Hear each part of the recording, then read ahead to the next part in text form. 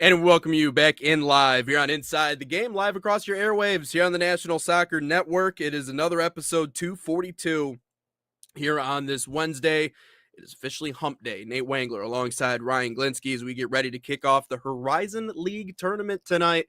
Oakland playing their first round game inside of the arena. Again, we got to talk to Griffin Beers a little bit, mentioned how there's probably, realistically, 5 different teams that could go on to win that title, and that's exactly what we're dealing with tonight. And two similar teams, very similar teams in the way they play the game in Oakland and Northern Kentucky, so it is going to be played at a breakneck speed, and that's something that Greg Campy, Ryan, the other day said on his show with Neil Rule, is that they're going to be flying up and down the court. These are two teams that play very similar. However, they both run zone defenses, so they both kind of give you the same defensive look. Oakland's going to have a chance to make some shots, but really what it comes down to now is it's my favorite time of the year, Ryan, and it is every year. It is survive and advance time. It doesn't matter who you are, you win, you advance. And of course, we're going to talk a little bit about even Miami of Ohio coming up a little bit later. There's an off chance that they could not make the tournament, which is absolutely bizarre with the season that they've had, but it's my absolute favorite time of the year. Yeah, I would agree. I'd agree with that statement. It's March Madness. Everybody loves that. Sorry, we just saw Matt pop in. No, you're good. For a split second. We do out, for we'll bring to him back preview, in, Ryan. Yeah, no, you're right.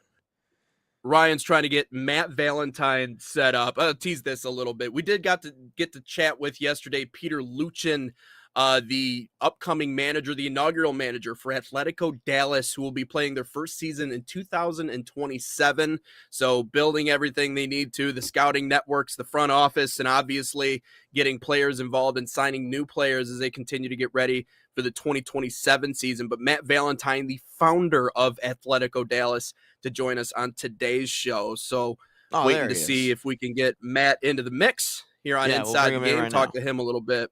And we will bring him in right now here on Inside the Game. Matt Valentine, what's going on? Hey, good. Sorry about the technical issues. You're good. Good. Are you on a phone right now? I am. Can you turn a little bit vertical or horizontal for us so we get your full screen there? There you go. Perfect. All right. Yeah, you look like $1 million, man. You look like $1 million. There we go. Works perfect. Well, we appreciate you dropping by the program. Obviously, we got to talk to Peter yesterday about what everything looks like as you guys continue to build and develop and get ready for the 2027 season. So I guess I'll ask you, how excited are you to continue to work on this project and build everything up for 27? Yeah, it's kind of a dream come true. Nothing I ever thought about. 10 years ago, I never contemplated I'd be here, but it's been a fantastic journey, and there's a long way to go, but it's we start training camp in 11 months, so the countdown is upon us.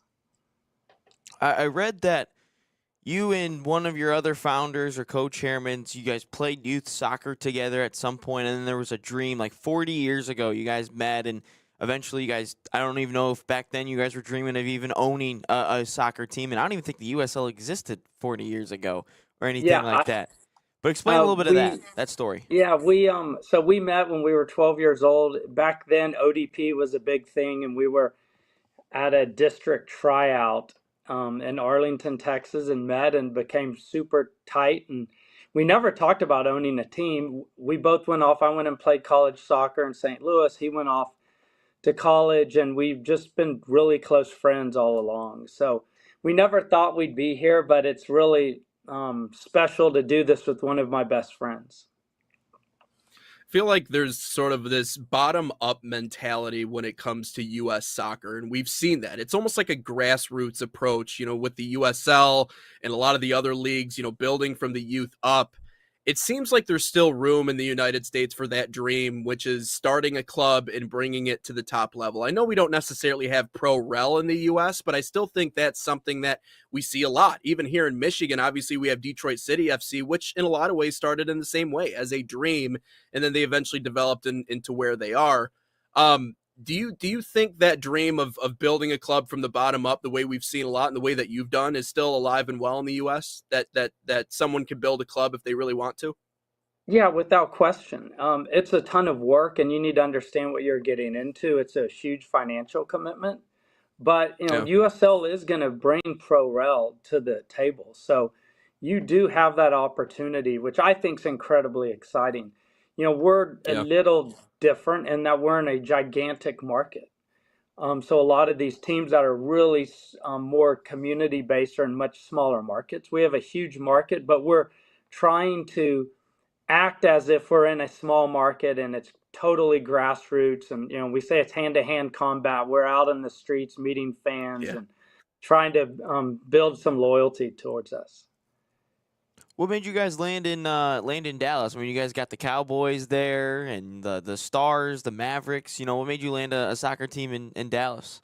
Yeah, it's a bold vision, but I say this with all due respect to FC Dallas and the Hunts because they really are kind of the godfather of U.S. soccer, and none of this would really be possible without Lamar Hunt on the Yeah. Hunt family. That being said, they play 35 miles north of Dallas. We're playing That's in true. downtown. We have Mm, built our infrastructure, our ecosystem, everything is around being in the heart of Dallas.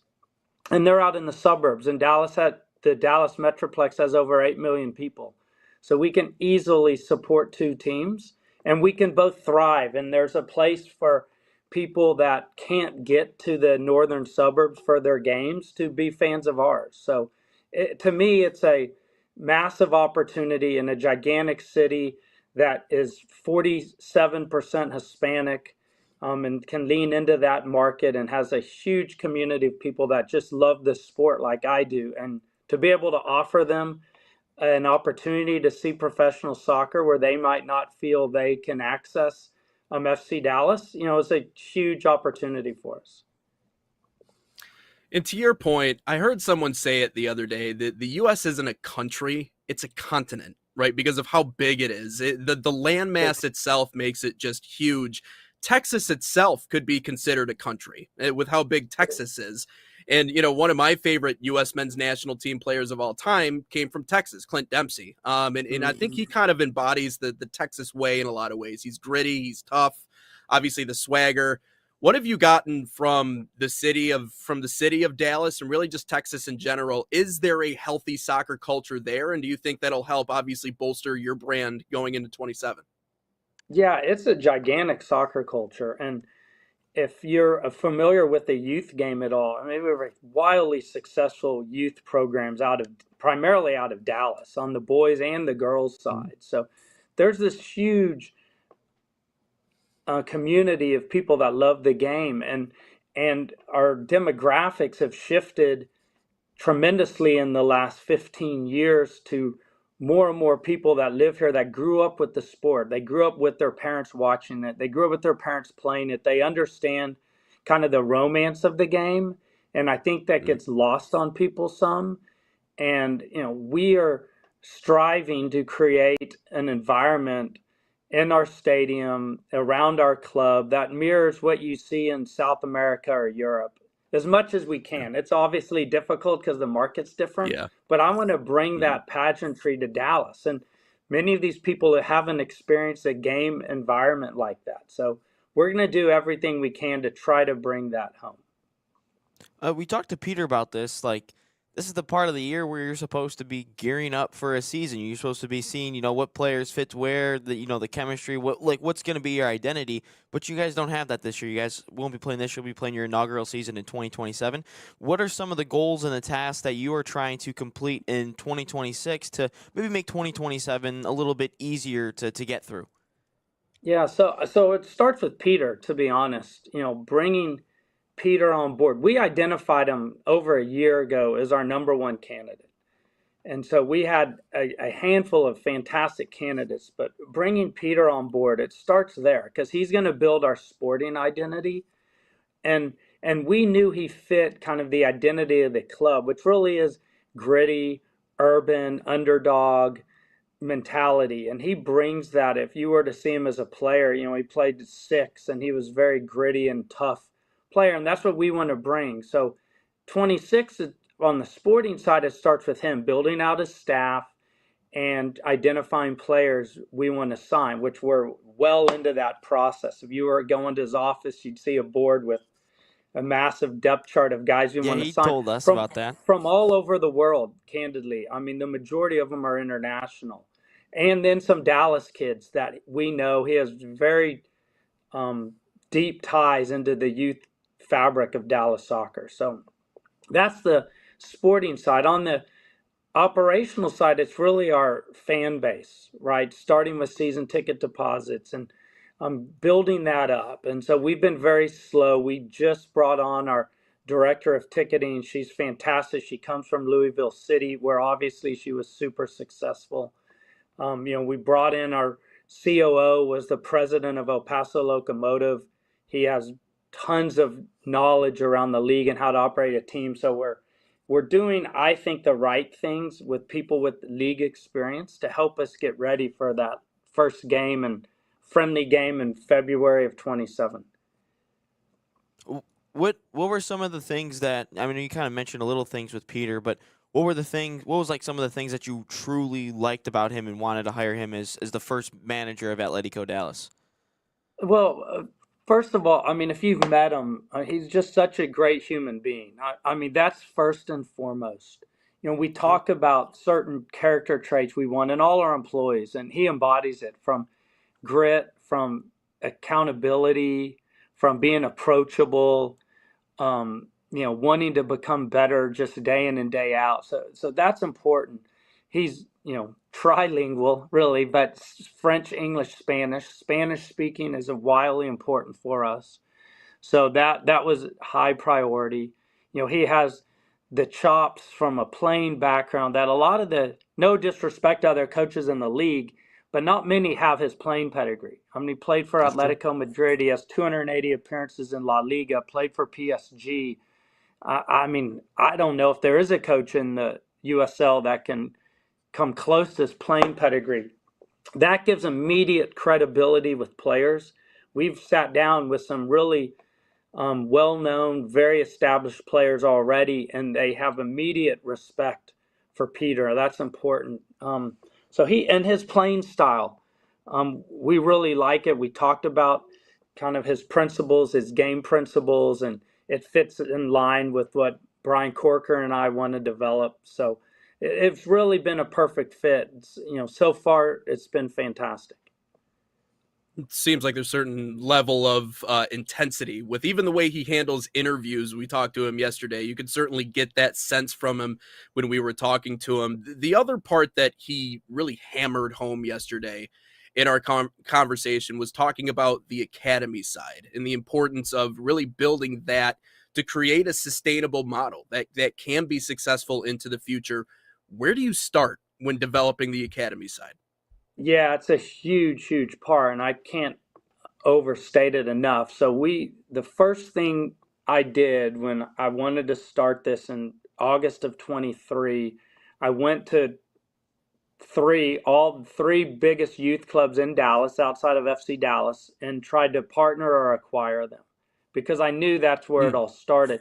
From a fan base standpoint, all of a sudden it has a built-in fan base to sell tickets, merchandise, but it also gets you ingrained in the community, seeing your jersey on kids all over the city, going to restaurants, grocery stores, just running around with their parents.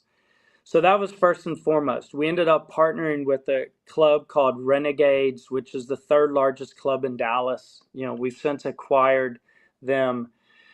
That's important for us. That's where it starts. Now, Peter cut his chops running FC Dallas's youth academy. And FC Dallas, if you know the youth market, for years had the best youth academy in the country, bar none. There wasn't a close second. And he's coached most of those top kids. They've come through Peter, and he knows them. And so he fully understands what we're trying to do. Now, our youth club is not anywhere near the level of FC Dallas, Solar, Texans, which are the kind of big clubs in Dallas. But we have a really large club, 180 teams, almost 3,000 kids. It's growing really fast. We have 80 coaches. So we have big designs with it. Peter, we want him focusing on the first team, but he's obviously an incredible sounding board as we build it. So we're going to try to do it the right way and, offer the access to the game for maybe kids in Dallas that can't. If you understand the market, the youth soccer market's really in the northern suburbs.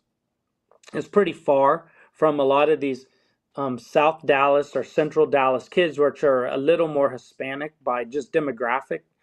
And so a Yeah. lot of those kids don't even have access to the game at the highest youth levels, or they can't afford it once they're 12, 13, 14. They can't even get to practice. They can't afford the travel. So, we really are going to make a push to have a free academy, and identify these kids and give them access that they really don't have right now. That's awesome. That's a great thing. We talked with a local team here in Michigan, and they were kind of talking about the same thing with like a free pathway and all that stuff. So that's great to hear that people are in this country are trying to offer that because it's so difficult. When you're looking at the USL Championship season upcoming, is there certain things you might be looking at? Maybe certain teams, how things go, or are you guys just kind of gonna keep like a tunnel vision and kind of just focus on yourselves? Make sure you guys get ready for 27. Yeah, no, that's a good question. I mean, it's twofold. There's the sporting side, yes. I mean, I can't share this, but Peter has a bunch of USL guys on his board from other teams. We've been talking to him for over a year. He's been, unbeknownst to me, watching games in the championship and familiarizing himself with these players. So from a sporting side, absolutely, he has his eye on guys, and he will be attending games around the country and watching. And so, yes, on the business side, there's teams we look at for sure. I mean, you can't help but see what New Mexico does on their apparel, and their community engagement's incredible. We've been and visited there with Peter and their ownership team and an executive staff, and been at their Meow Wolf game. And you see Louisville City, and you see what Detroit has done with their supporter group. And That's true. so, without question, we'd be short-sighted to not look at the super successful teams and see what they're doing, but also try to create our own path. I mean, when I started this with my friend Sam, and then brought in Brian Corcoran, none of us have been in the sport, since we were kids. We've been in and around it. Brian's incredibly involved just with his son Matthew. So, he's been around it the most. But we're coming at this with, I think, a fresh set of eyes. So, good and bad. We make some mistakes, but we try a lot of things that other groups might be like, that's crazy. What are you doing? And I believe we're the first USL team to come into a market with an active MLS club. Mm. Do you suspect that that's going to be something that maybe happens a little bit more as the USL continues to grow? You would think so. There's definitely markets where it depends on your market, right? If I were to come into St. Louis, I would never have done this. You've got a thriving MLS team in downtown. You go into Austin, right. No way, you could not compete. In a market this size, where one team is out in a different area. I've got 2.2 million people within like 15 miles of my stadium. It's like a whole different city. And so, there's markets like Chicago, Boston, Revolution play way out in the suburbs. It makes sense. Atlanta's so big, could you add a USL team out in the suburbs? But Atlanta United's so wildly successful. But there's definitely markets where it could play, and I envision that you see some of that in some of these larger cities. Piggybacking off of that really quick, Ryan, I know you got something that you want to work in, but just piggybacking off of that point, you guys obviously coming into Dallas, you talked about the importance of, it's a big surrounding population. You have 8 million people. One of the biggest points is obviously creating a destination, which is something you guys are doing. I even think about it, here in Grand Rapids, Michigan, where I am. Ryan's in suburban Detroit, so he's across the state. Obviously, they have Detroit City FC. We have an MLS Next side coming here. We don't have any other options, so they're going to be the most popular thing in town because they're right downtown. You guys are going to have a similar thing where you're just, again, you're in a prime spot. How are you going about like making it a destination for the people that are coming? We're in a unique venue. The Cotton Bowl. we joke, but we're playing in the biggest soccer stadium in the United States, and we're a first year Yeah. USL team playing in a 90,000 seat stadium. We're going to shrink that capacity down to 15 to 20,000. We're going to bring in temporary bleachers behind one goal to tighten it up and have a 1,000, 1,500 supporter section. We're going to put seat kills over a lot of the seats, drapery hanging from the banners to tighten it. So we're going to do everything we can to tighten that feel. Awesome. But outside of that, that area of Dallas has been somewhat neglected for a long, long time. We are opening a supporter bar with a 10,000 square foot beer garden and a street soccer court. Oh, lost connection. Okay. Oh, we'll bring Matt back in when. I mean, I like the beer garden idea though. Yeah, I was about to pretty say cool. I wouldn't mind I'm all going for that. to Atletico Dallas soccer game. And that's, I mean, all right. So we'll try to get him back on here to wrap up the interview if possible. Again, that was Matt Valentine, the founder of Atletico Dallas, who will be playing their first season in 2027. But no, I mean, kind of piggybacking off of what he just said, kind of the revitalization component of it too. I mean, we talk about like Detroit City FC, moving to just outside of Oh, there he is. I don't know if it's outside of, but the area that they're moving to. Okay, welcome back in. Is he back? Yeah. Yeah, I Oh, apologize. okay, we got I don't know what just happened. No, you're good. So- We were so liking the I beer was- garden I idea. was- I'm not gonna lie, it was pretty sweet. Yeah, so Yeah, we're starting this supporters bar. We've got a street soccer court inside the beer garden. It's literally right across the street from the Cotton Bowl Fair Park. So it's going to be awesome. So we're trying to create that. We're moving our corporate headquarters across the street. We're going to have a little retail shop there. There's some new bars and restaurants opening up. So we're trying to create a destination pre and post game, and not just for our game. I mean, come watch EPL on Saturday mornings. Let's watch Champions League there. So, Yeah. it's the only venue in Dallas that's soccer centered, but also actually has a place where you can play.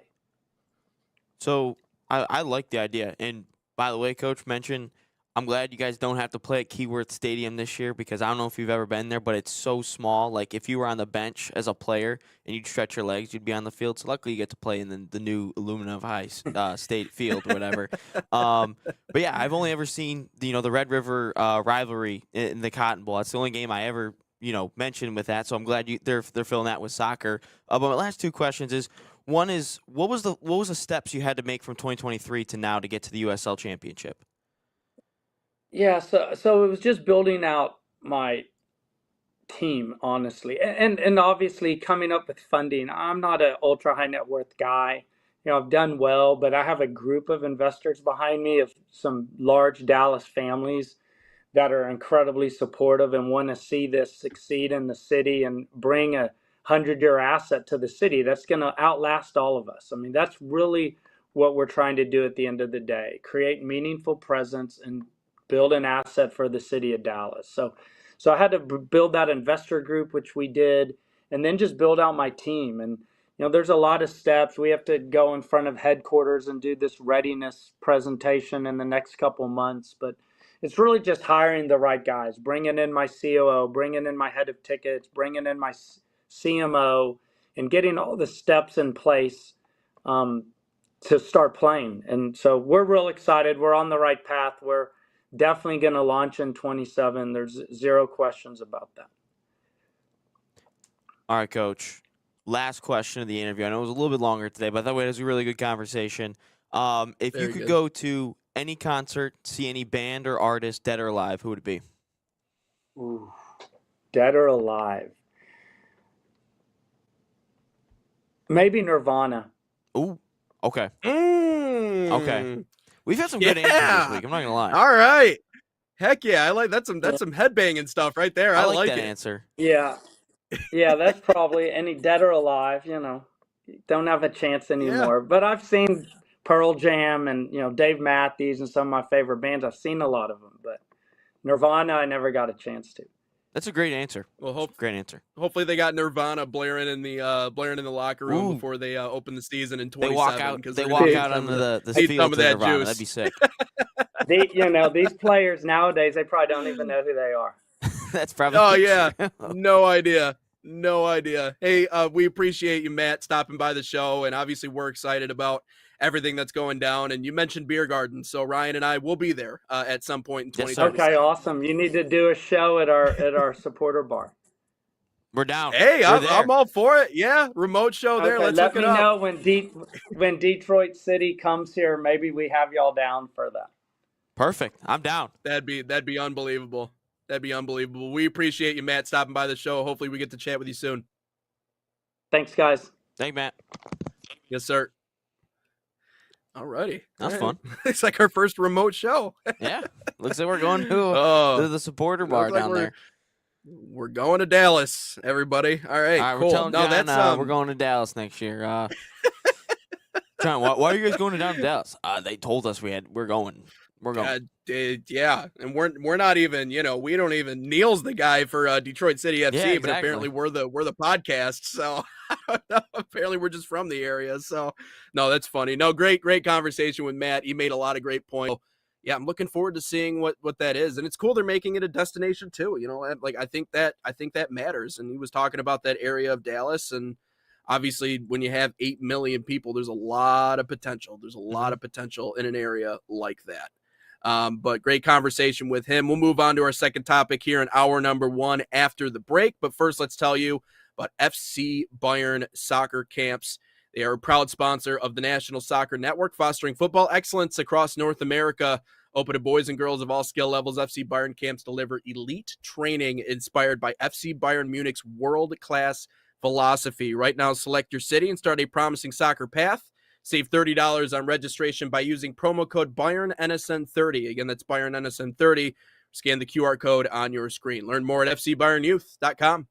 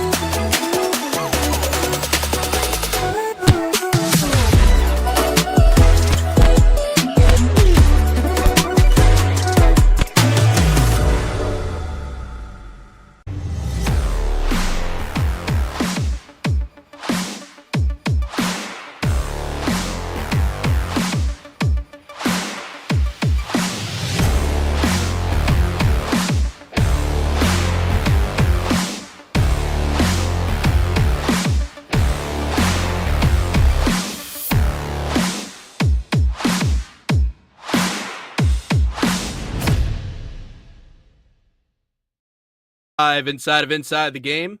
Nate Wangler alongside Ryan Glinsky. Another great conversation here on the show with Matt Valentine of Atletico Dallas. But moving on Real quick. here on the show. What's During up? the commercial break. Whoa. Real quick, during the commercial break, John walks in and goes, just so you know, you two aren't going to Dallas. I'm going to Dallas instead. So, well, guess like we can't go. All right. Well, we're sabotaging the plane. I'm kidding. No, we're not. We're not going to do that. Sorry. That's a little dark.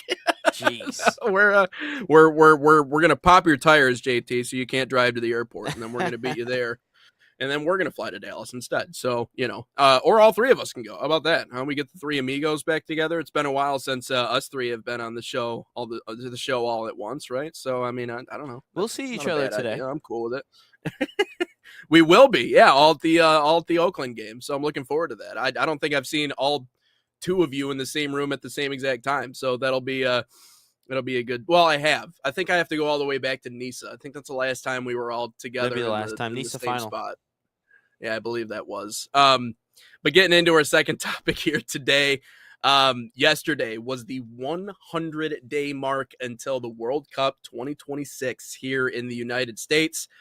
Saw a lot of different people, including I saw a video from Alexi Lalas, a lot of different other publications as well as Twitter accounts marking the 100 days until the World Cup, almost kind of like a celebration. And obviously, you, Ryan, have done your 100 days until the World Cup on social media with your videos.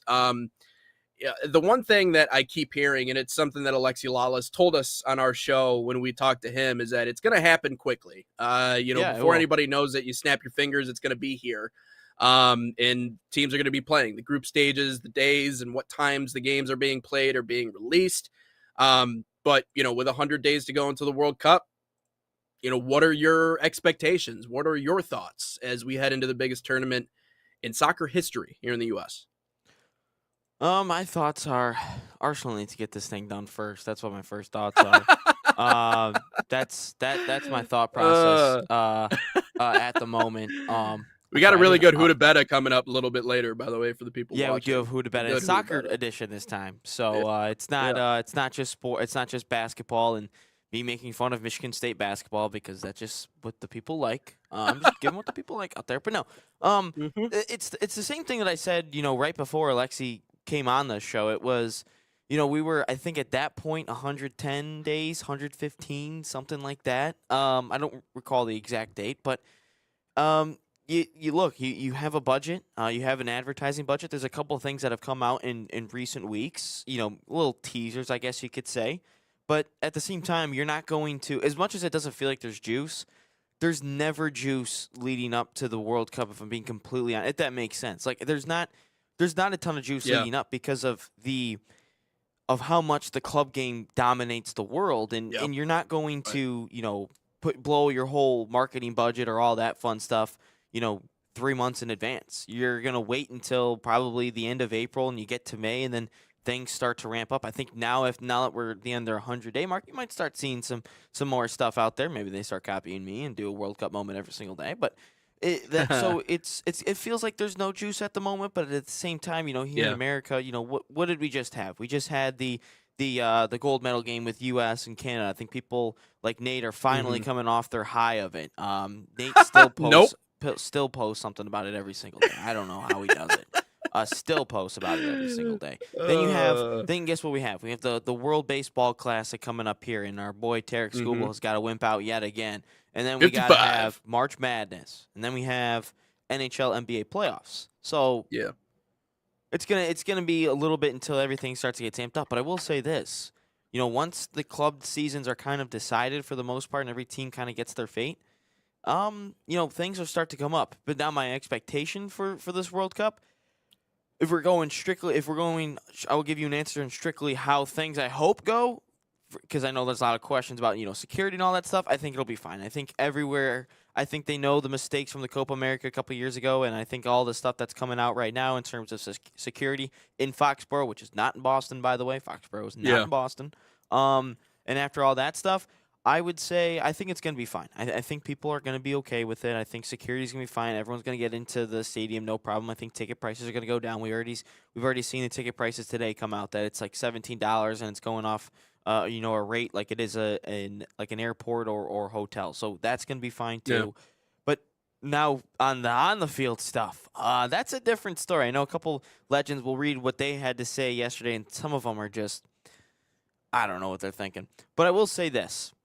If they win the group, because there's so much emphasis on winning the group, because if you win the group, you got a path to the quarterfinals. That's like the easiest since 2002 when you played Mexico in the round of 16 and then you played Germany. And we broke it down yesterday. That was a handball. You can clearly see the arm go off to the side there on an angle. But if you win the group, you have to make a quarterfinal. Anything less than that, again, depends who you play. But I think for this team right now, the expectation is a quarterfinal. That's my expectation, and I have not moved from that perch since November, September, October. I don't remember when I started coming on the show and we started talking about this thing. I don't recall. But you have to make a quarterfinal. That's the thing that you have to make. And without that, I think it's a failure. But there's one exception to this. If you were to go play in a round of 16 and you play a France, a Spain, England, if you lose, it doesn't matter. But if you were to play a France and a Spain super tough, you made it to a shootout, You made it to a round of 16, or you made it to like extra time. You lost heartbreaking fashion.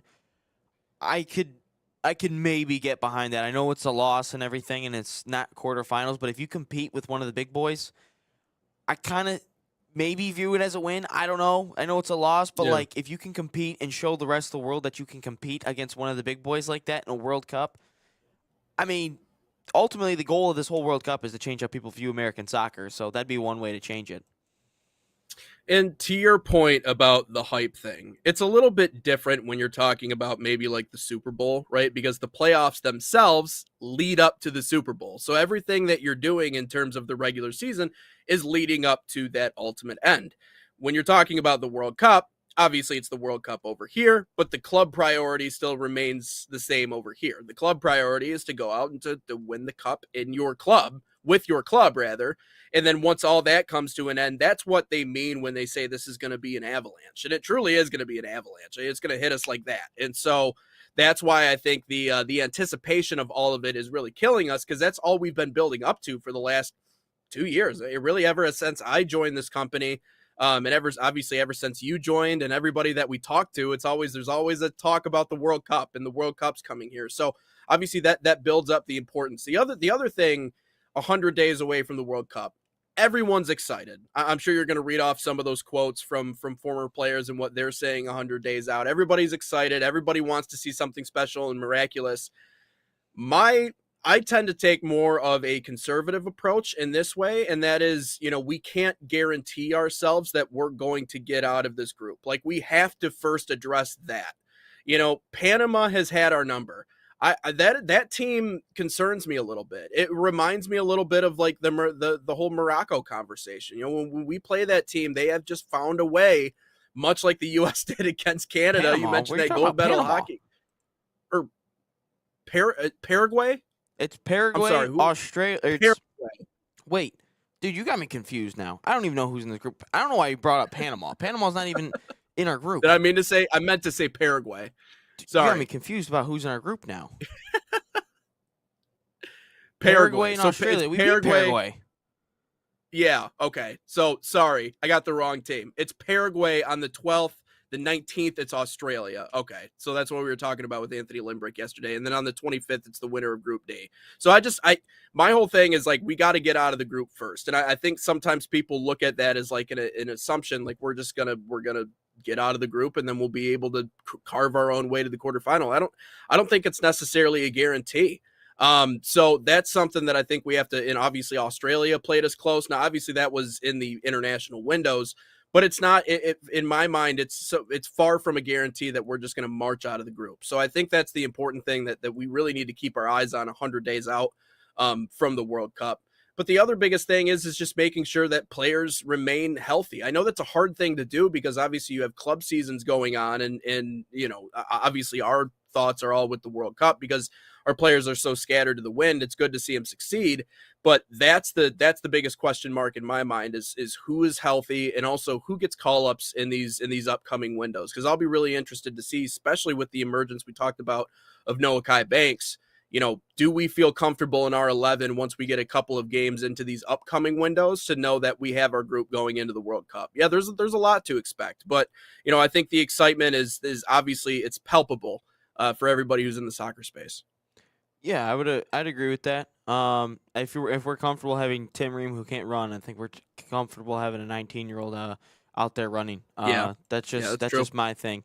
But you got me confused there for a second. I was like, Panama. I'm My like, bad, not Panama. So I would agree with you to this extent of about the international windows. As much as I'm hyped to see us play Germany, Portugal, Belgium, Senegal, as much as I'm hype about that, I'm gonna take it with a grain of salt. I mean, let's be real. I don't think that Germany's Yeah. gonna care as much. I don't think Portugal's gonna care as much. I don't think Senegal or Belgium are gonna care as much. But if we're talking about the World Cup, Alexi, and I've heard Wijnaldum say it. I've heard all these older players say the idea was not to embarrass ourselves in '94. So what is the message of 2026? It's kind of what Landon Donovan said in what I'll read here in a little bit about how do you captivate a country? That's what 2026 is all about. How do you captivate a country? How do you captivate the nation of actually giving a shit about you? How do you get a whole nation Yeah. who cares about soccer, thinks it's a soft sport? Oh, I don't want to wake up early to watch that. I don't be like Nate, don't want to watch games at 8 a.m. and get drunk that early and doesn't want to be a true American. I don't know why people don't want to do that. So how do you get those guys that all they care about is the Dallas Cowboys, or they just care about the Detroit Lions, or care about Alabama football? How do you get those fans? I'm not just saying them specifically, but how do you get fans that don't give a shit about you at all and Yeah. bring them to become fans of you, the MLS, and just overall the Yeah. game? And then there's another component. How do you get the world to start to think, damn, they might be good. Damn, they might- they have a team over there. They're actually understanding the game of soccer and not just the women's side. How do you get those two things? I think that's the message of this whole World Cup is how do you captivate a nation and how do you get the world to like think, damn, you guys might actually be good. And I think it starts with a run. I think it all begins with if you Yep. can get to a quarterfinals, and then if you back that up with the Copa America, getting to a semifinal or a final and beating someone significantly, I think you can do that. But do I think it's going to happen in reality? I don't know. I'm a little bit skeptical to do that at first because they haven't proven it yet. It almost feels like, Nate, that this USA soccer team is kind of like, I don't want to say it because I know it's going to like create something where you're not going to like let it go. It feels like it's I don't even want to say it. It feels like it's a Miracle on Ice team at the moment. Like, we haven't proven ourselves yet to the world. 20 years ago, we had a decent run. I know it wasn't a gold medal or winning at all, but we haven't proved yet anything to the world that we're actually this good team. We have a lot of really good individual players, I would say. Look at Pulisic, look at McKennie. I just read something that popped up on my phone about Tyler Adams, about how he's on the radar of Liverpool and Manchester United this summer. So you have that player. We have a Noah Kai Banks. We have a Chris Richards. We have a lot of good individual players, I would say. But we haven't, as a team collectively, come together, defeated somebody of significance. And the Mexicos, that's fun. Like, I enjoy beating Mexico all the time. But if that's if that's Pulisic's only big time win in his entire men's national team career, then it's a failure. But if they can go out there, beat someone significant, prove to the world that we belong here, then things I would say it's a successful World Cup. Well, and much to your point, like hockey too. I mean, soccer's kind of the same way. We have hotbeds here in the U.S. Yeah, it's not the most popular sport in our country. Obviously, American football has been, and it always will be. In hockey, it's Minnesota. In soccer, it's Miami. In hockey, it's Michigan. In soccer, it's Southern California. In hockey, it's Wisconsin. In soccer, it's Washington. Metro Washington. It's it's these places where we pull these individual players and. How do they look when they all come together? And the reality is that someone at the end of the day has to be a hero. I think that's the point, and that's the conversation. And, going into the overtime period against Canada in the hockey game, that was the whole thing. It was like, who's going to be, someone in this room is going to be a hero. And so that has to be the mentality for this U.S. men's national team. I get it. It takes 11 players on the field to win. It takes everybody doing their part, and even the subs and everybody all together working as one. I understand that. But, someone is going to have to be special. Someone's going to have to be special and just better than good. I get fitting into the model. I get fitting into the way that Poach wants you to play. And I think his way of playing is starting to finally resonate a little bit with these players. I think he's finally starting to find that rhythm. I think we saw that leading up to obviously the holidays and coming into the new year. What does it look like now against more powerful international sides? That's the big conversation. But that's why I said when Mauricio Pochettino said essentially the World Cup starts now, that's why I said to start that show, or I don't know if it was our first or maybe our fifth episode back in season 2, I'm not sure, but I said that, someone has to be special. It's Christian Pulisic doing everything he's doing for AC Milan. I know he's not surrounded by as much talent, I feel like, with the U.S. men's national team, and he's not surrounded by these players for nearly as long as he is, the players he is at AC Milan. But, we need him to be special. We need him to be not just Christian Pulisic, and being serviceable and doing his job. We need him to stand out and be special. We need Weston McKennie to do something special, the way that we've seen him with Juventus all year.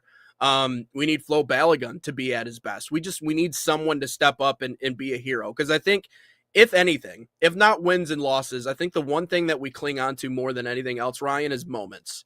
And when we look back, even with your World Cup moments that you're listing off, we have our moments here with the U.S. We have the Clint Dempsey goals, we have the Landon Donovan goals, we have the Tim Howard moments with all the saves that he made.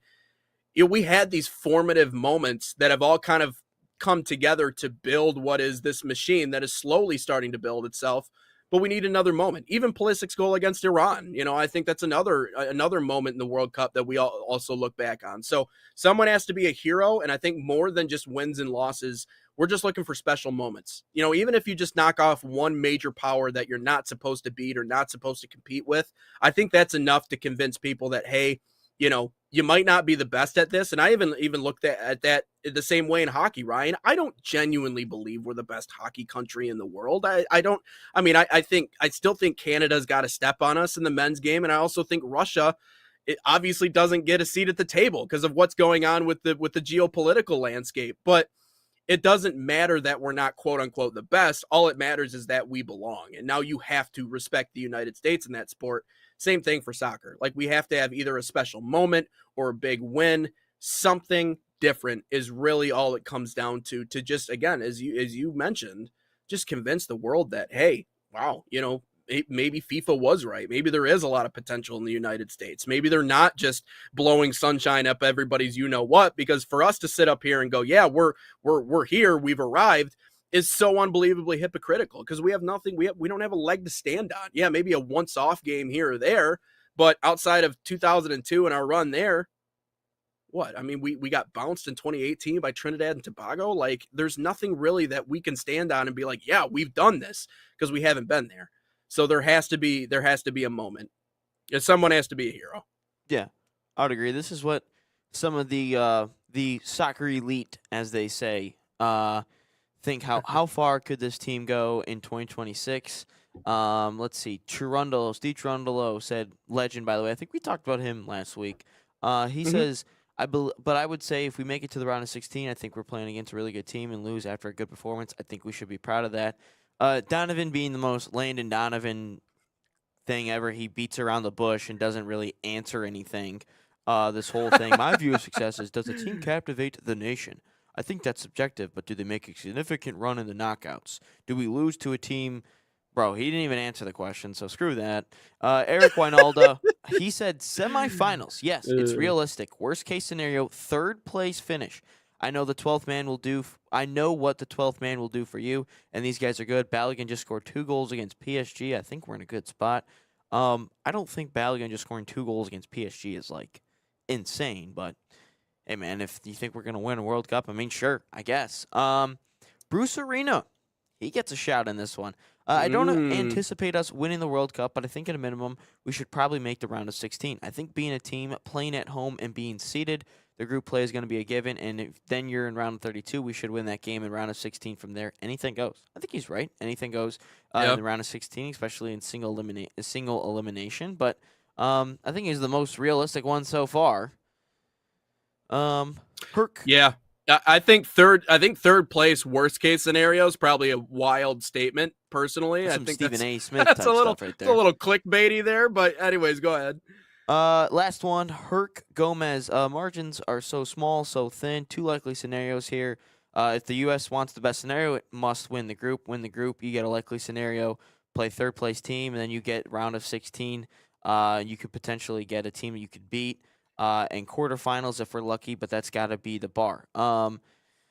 Yeah, that's what I'm saying. And if you finish second in your group, you could play Argentina in the next round. Nobody wants that. So, no, I would say I think everyone outside of Wynalda and Donovan were pretty honest, I think, and pretty realistic. But Donovan, trying to be the smartest guy in the room like he normally does. Yeah, that's what I say. Wynalda, I like the optimism. I like the optimism. You sounded like me during the with our predictions on the show for Question of the Day. What is the U.S. hockey team going to do? And I said gold medal. And Nate's like, they're going to win bronze or silver. And I was like, gold medal. Guess he was right. And now who posts I don't even about remember it every that. single day? Hey, nice. Hey, it is unlikely. Freaking MJ line out there with Canada. Jesus, I still can't believe we beat that team. But anyways, Yeah, it's I think third place is a wild statement. But hey, I mean, if you set the bar low, here's the thing, Ryan. If you set the bar low in life, you're never really disappointed. So just set it on the floor. And then anything else beyond that, you're like, wow, hey. Yeah, well, let's that's go. just a shitty way of thinking, man. You're just not testing yourself. You're not like, you know what, I'm going to go out on a limb and do this. No, I don't like that way of thinking. Like, I understand it. I know. It's I'm just messing with you. it's like my whole thing with McGonagall, but like, that's just because I'm an asshole of a friend sometimes. Yeah. And I just No, like I'm just egging and rage baiting people. That's about it. no, I'm just giving you a hard time.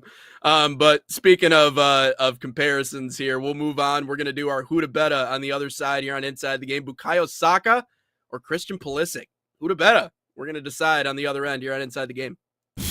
Experience the thrill of the game like never before with NSN's Game Rewind. Dive into full match commentaries enhanced with cutting-edge dynamic graphics. Letting you relive the highs and lows of your favorite matches in astonishing detail. Whether it's a championship win or a legendary play, NSN Game Rewind bridges the past and future with a broadcast experience designed to captivate. call 586-304-4405 And start watching today.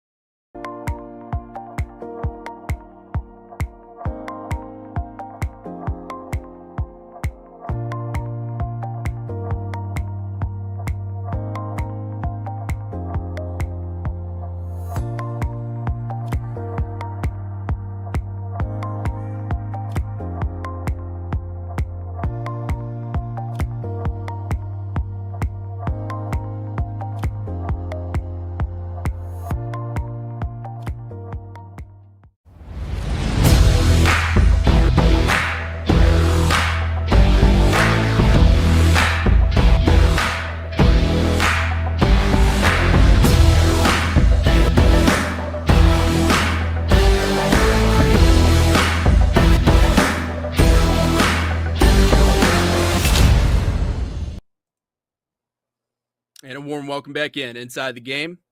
Getting into our next segment here in hour number 1. I know we're going to go a little bit over, but that's fine. We got a really good who to betta here today, something we've been running with every week, every Wednesday. Ryan, go ahead and break this one down for us. Who to betta? We're going soccer version. Let me just edit this in real quick. But no, soccer version. I know we typically do basketball. We've done Wimpy Boy, Tarek Skubal on there. We've done Paul Skeens. We've done Shea. We've done MVP Cade, which I don't know if you got a chance yesterday to watch the Pistons game, Nate, but there was a part where Schroeder was mic'd up, and he's like, Yeah. oh, now you get these MVP chants. You don't want to answer my phone call anymore. I thought that was pretty funny. So, yeah, who to betta, Christian Pulisic or Bukayo Saka? The stats aren't in depth because if I went in depth on the stats, I think people would be bored and confused. So I just did goals and basically assists. So 2024, Pulisic, 17 goals, 10 assists. 2025, this year so far, 10 goals, 2 assists. 24, 12 goals, 13 assists for Bukayo. 2025, 8 goals, 3 assists. I can go in depth on the stats in a little bit, but like more in depth stats. But Nate, who to betta between these two players?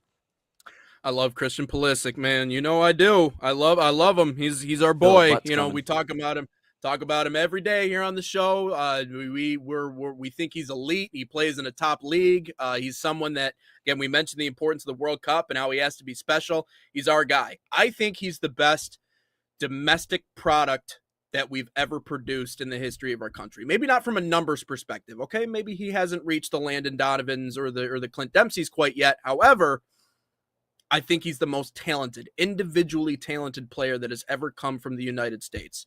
You're right. There is a but coming. But Bukayo Saka I think he's the best winger in the Premier League. He's someone who, and I saw an article not long ago released about, he's almost making the conversation look silly with the things that he does. He is the main distributor and table setter in a lot of ways for that Arsenal team, which I know that obviously the confidence is not high that they're going to complete the job. I think that's a little PTSD maybe from the fan base and from yourself. But Bukayo Saka and what he's doing at 24 years old is crazy. And I think that's the other part of the talk too, is that he's 3 years younger than Christian Pulisic. Christian Pulisic was with Chelsea for a while. Obviously, that did not work out the way he wanted it to, so that's why he went to AC Milan. And, do I think Serie A is on the same level as the Premier League? No, I don't think it is. And I think Bukayo Saka, at 3 years younger than what Christian Pulisic is doing roughly the same in a much harder league.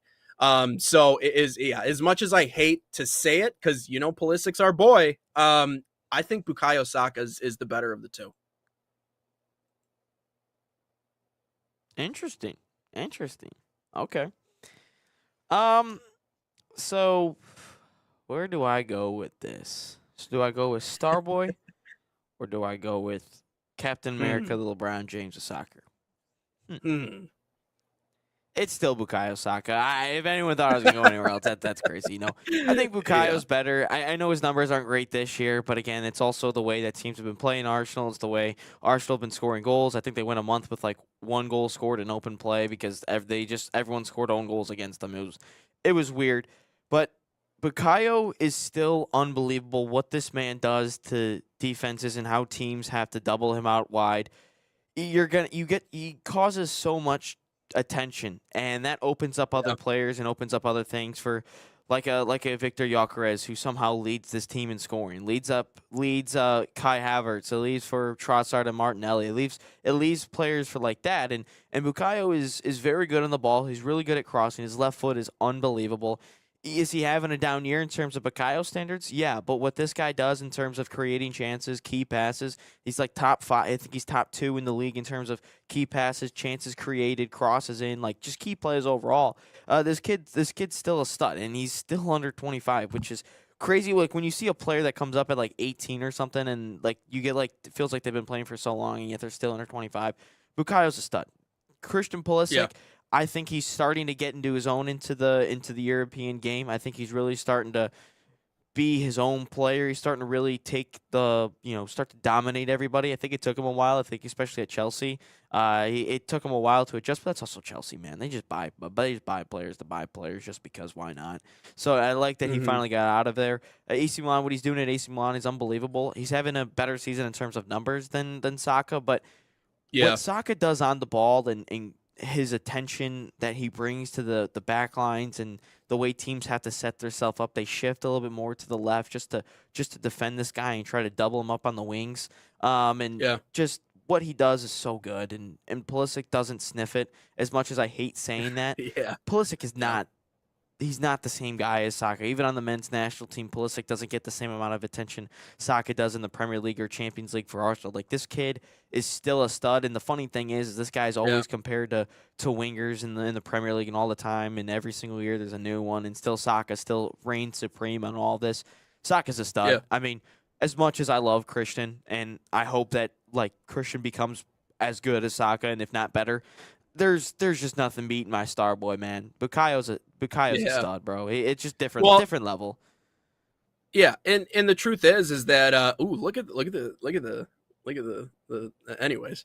No, the truth is that Christian Pulisic is in the prime of his career, right? So that we're the same now. Christian Pulisic is in the prime of his career. Which if this is his prime, nice. You got wings on your Yeah, like Cool. Nice. Heck yeah. Hey, just do it, man. Just do it. Actually, it's on this side. There you go. Just do it. Nike.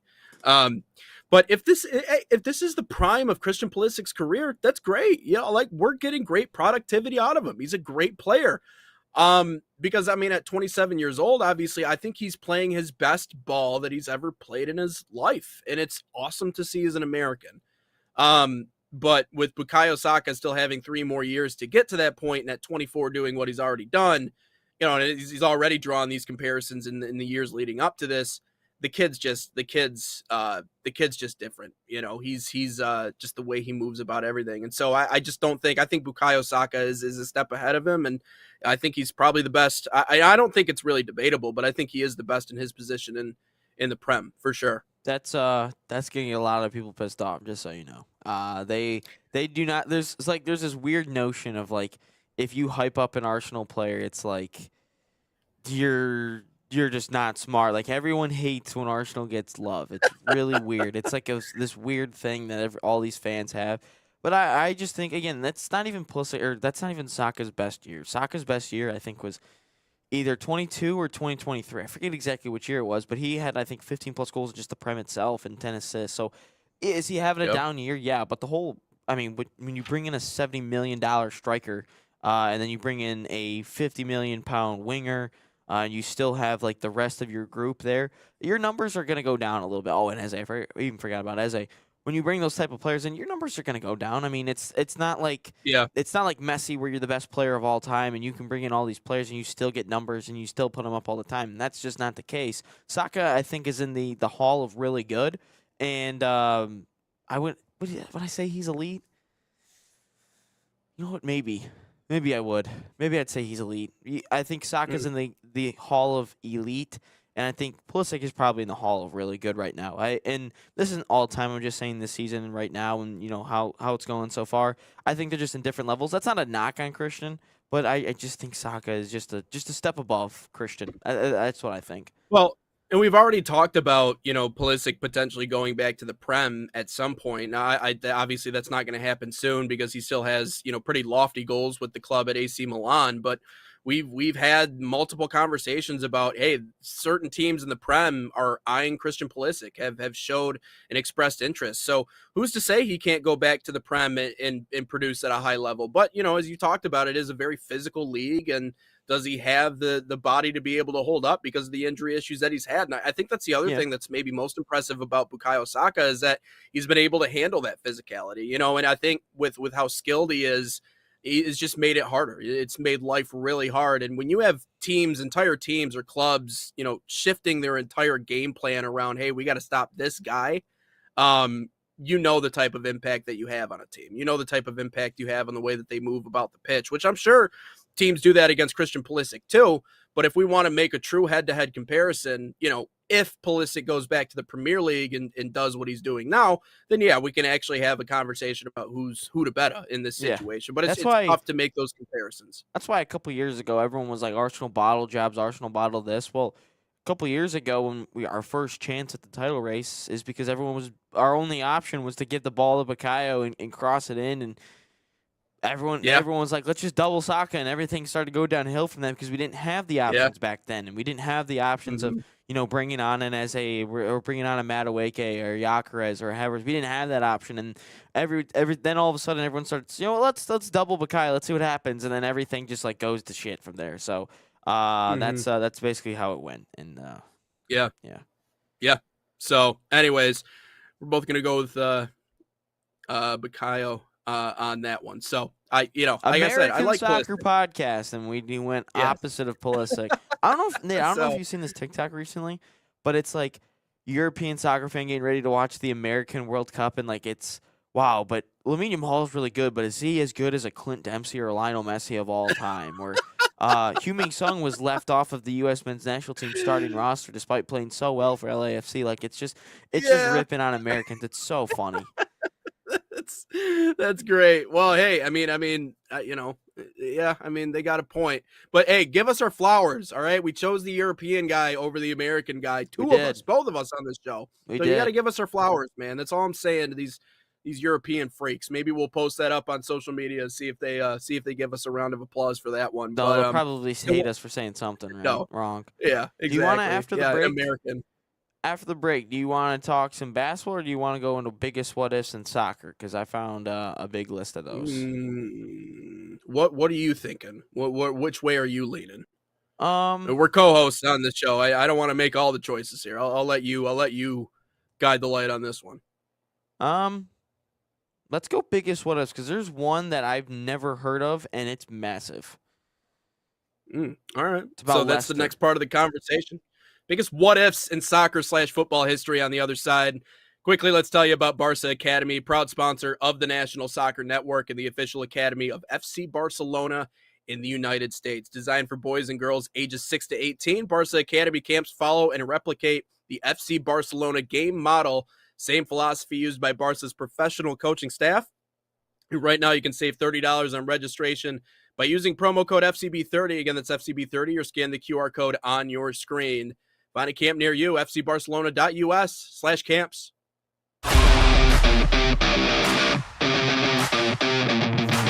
In Barca Camp, I sing my song grown on and off of the field.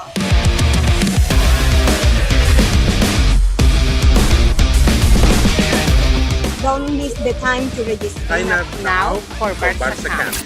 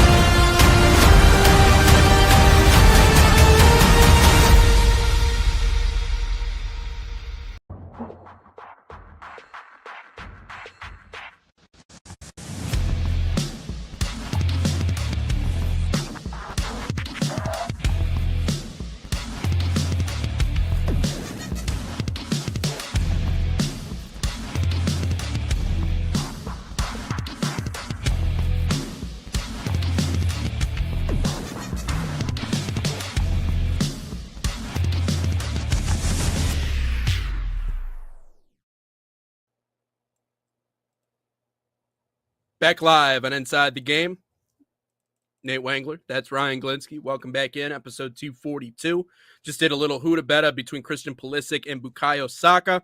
We both said Saka. So those guys are obviously in the primes of their career. They're doing well. One's in the Prem, obviously, and Saka doing his thing with Arsenal, Christian Pulisic and AC Milan. But we got into this topic yesterday, and we were talking about all the other sports. We talked about the NBA, talked about the NFL, talked a little bit about baseball, but the biggest what ifs in sports history. And then we touched briefly, ever so briefly, on soccer, but we weren't really able to dive into that conversation. However, today we got a little bit more time. So Ryan, I know you've been you put a list together of some of the biggest what ifs in this sports history. Yeah, the couple I named actually yesterday are on this one. Stevie G slipping Aguero's moment. We can maybe touch on that a little bit later, but this one, there's a couple on this list that it's like, wow, man, I didn't even think of this, or I didn't even know this happened. This one, actually, the first one that's coming in, what if Barcelona chose Jose Mourinho over Pep Guardiola back in 2008? For the people who do not know, Mourinho was actually like an assistant at Barcelona. He started at Barcelona, did all this fun stuff, then dominated at Porto, won a Champions League there, went to Chelsea, really did his thing over there. Barcelona finally needs a manager, and they're like, well, looks like they're just going to go get Jose Mourinho. It just seemed like it was all set in stone. But instead, they go to their B team head coach, Pep Guardiola.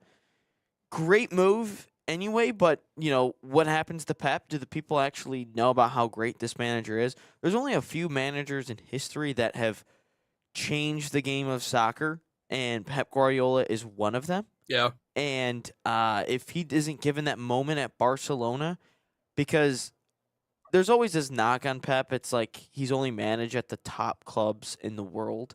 He's never done it at like a mid-level team and carried them. It's always Barcelona, Bayern Munich, Man City, clubs with massive amounts of money, great backing and everything. So you wonder if he even makes it somewhere. That's honestly the question. But no, that's a big one. Because imagine Jose Mourinho, instead of the battle of Pep and Jose with Barca and Real Madrid, Jose could have been the manager of Barca. That's just insane to me. Yeah, that is wild. And it's it's just a reminder that like sometimes like the backup just needs an opportunity in order to show you why they're there in the first place. Like, it's the same thing we talked about, like the American equivalent. Well, not really the equivalent, but like something similar is obviously like if Bledsoe never got hurt and Brady never got his chance. So it is wild to think that, and that's what do they call that? The butterfly effect. Like one thing. Oh, there's a crazier butterfly effect coming. Yeah, so that's a wild butterfly effect. But well, you got someone something more wild than that. I'm interested. Now you got me invested. One of them I remember now that it's mentioned, and it has something to do with Arsenal. And the crazy about it, like when it came out on Twitter, I was like, dude, that's so right. Number 9 is John Terry slipping on a PK in 2008. God, I just love that one. He slipped on a PK. If he went the right way, so if he stays on his feet, it goes in the back of the net. Chelsea win. Like, this is like the defining moment of Chelsea. Like, if they go on and win this, they have finally solidified themselves.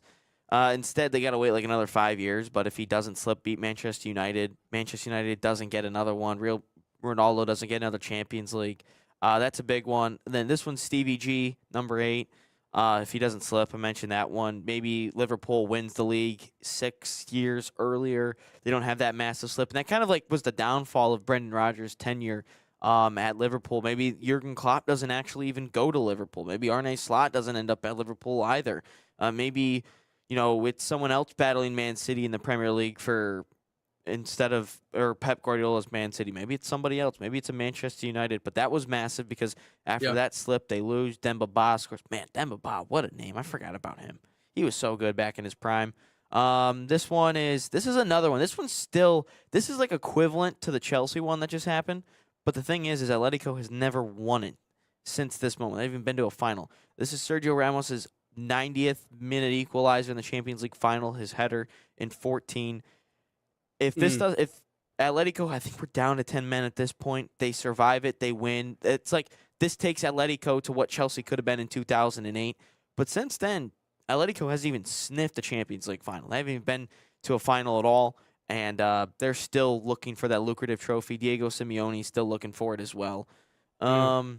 This is the crazy. This one is the craziest of all of them, but it's not like number 1. But this is crazy because I didn't even know about this since I started reading this list. This is Leicester City.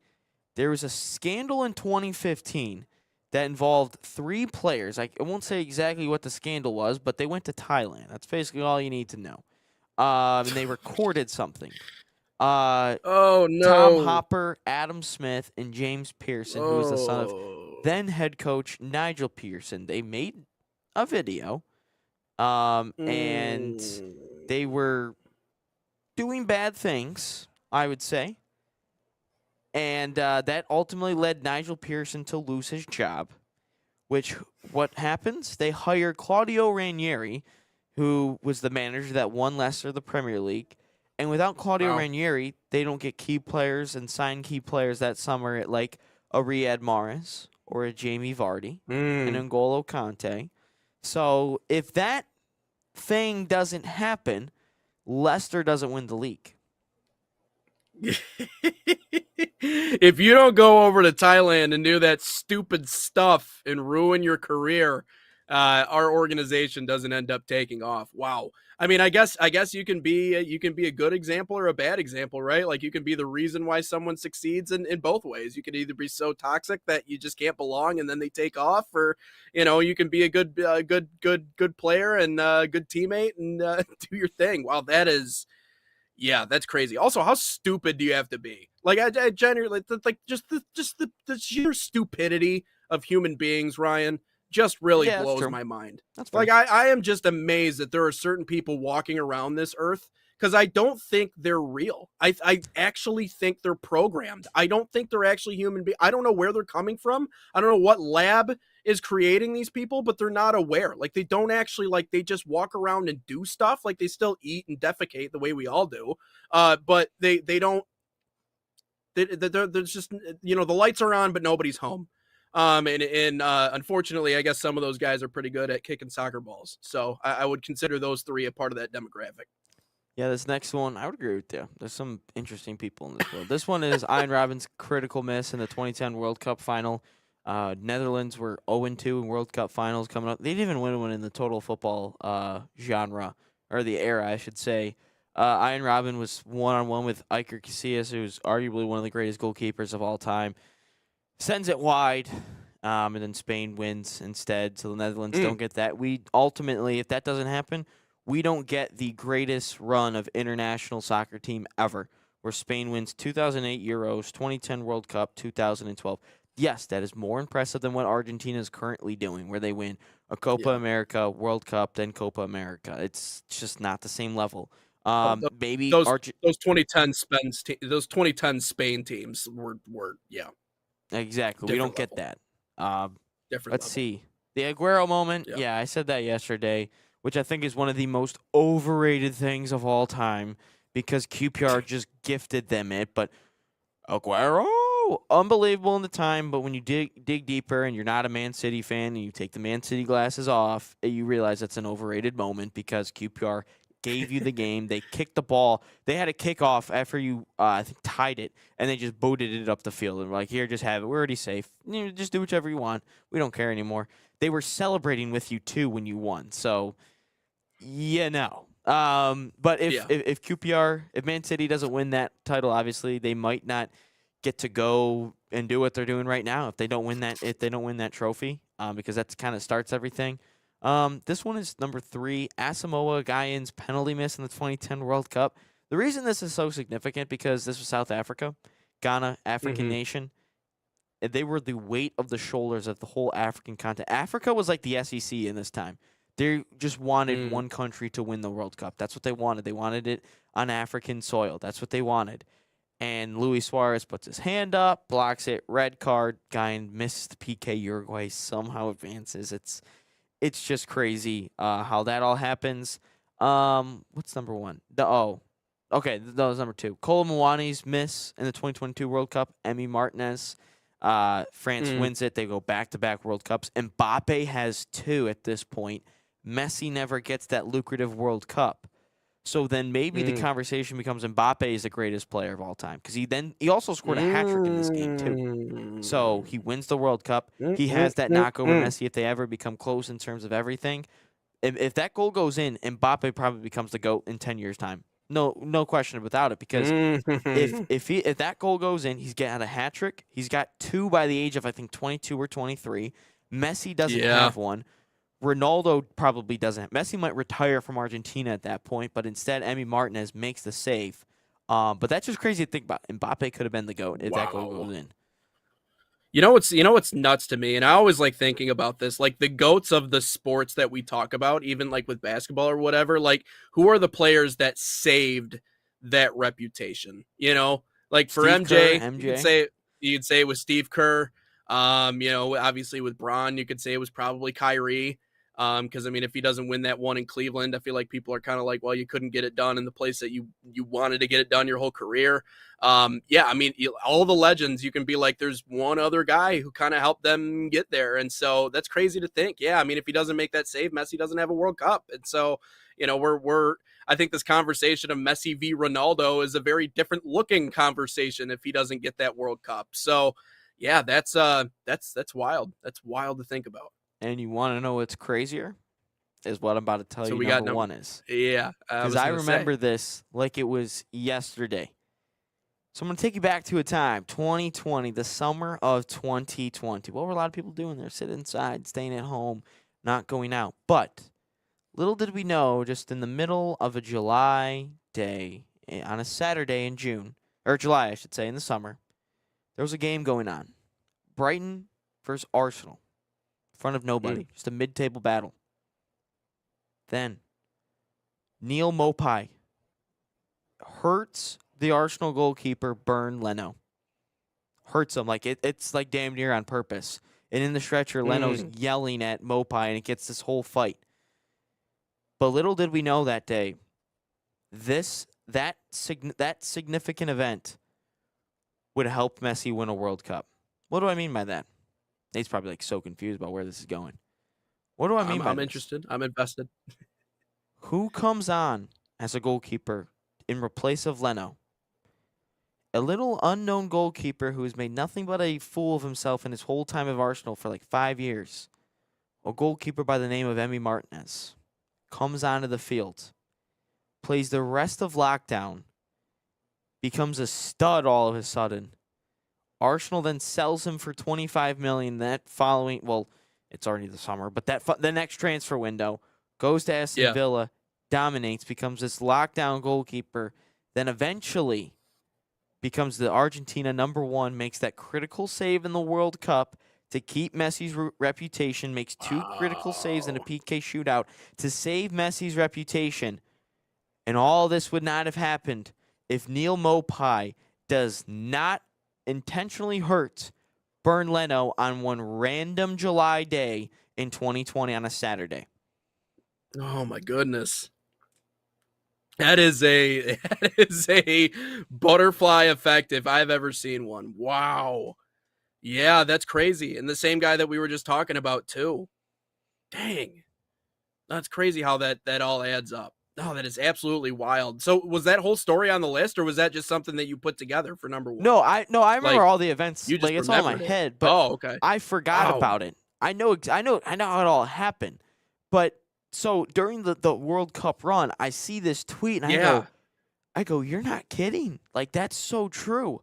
Because without Neal Maupay hurting Leno, who at the time was Arsenal's #1 goalkeeper, and Leno was fine for us. Like, he was a really good goalkeeper. The team was just trash, so we had to face all these different shots all the time. And if Maupay doesn't make that challenge or go for that ball on Leno, maybe I shouldn't have said intentional, but if he doesn't go for that, Leno doesn't get hurt. Martinez never plays. Like, I don't think people realize that. Like, Martinez doesn't sniff the field. However, Leno gets hurt the rest of the season. Martinez then plays the rest of the year, which then makes him valuable to other clubs. And then for $25 million, Arsenal sells him to Villa. Then he becomes this, I shouldn't say a household name, but he's getting first-team action week in, week out for Villa in the Premier League. And then all of a sudden, Argentina's like, yeah, we'll call him up. We'll call him up for Argentina. I forgot about that one, but when I was looking at it before the show, I go, you're right.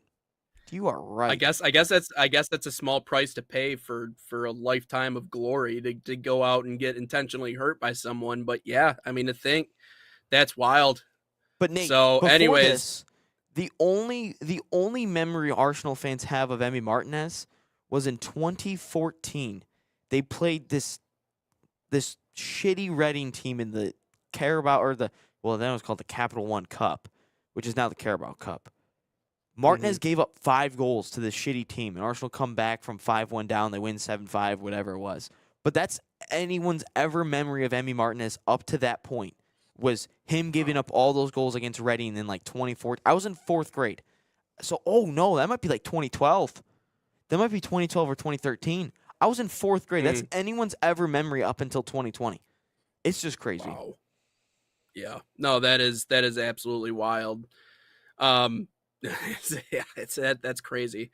Wow, great list there. No, that's those are some really, really, really good ones. And it's crazy to think that one decision or one change or whatever it is. And it's wild to think, and this is why when you hear managers talk about it's the importance of, testing out the new guys or giving the guys that are further on down the bench an opportunity. This is why. This is why you never know what you're going to get out of them. You never know when you finally put someone in a high leverage pressure situation, how will they respond to that? And so, yeah, to turn his career around like that, that's an absolutely bonkers. So, but we'll get into our all sports conversation here on the other side. I know we went a little bit longer with the soccer talk today, but really good list on your end.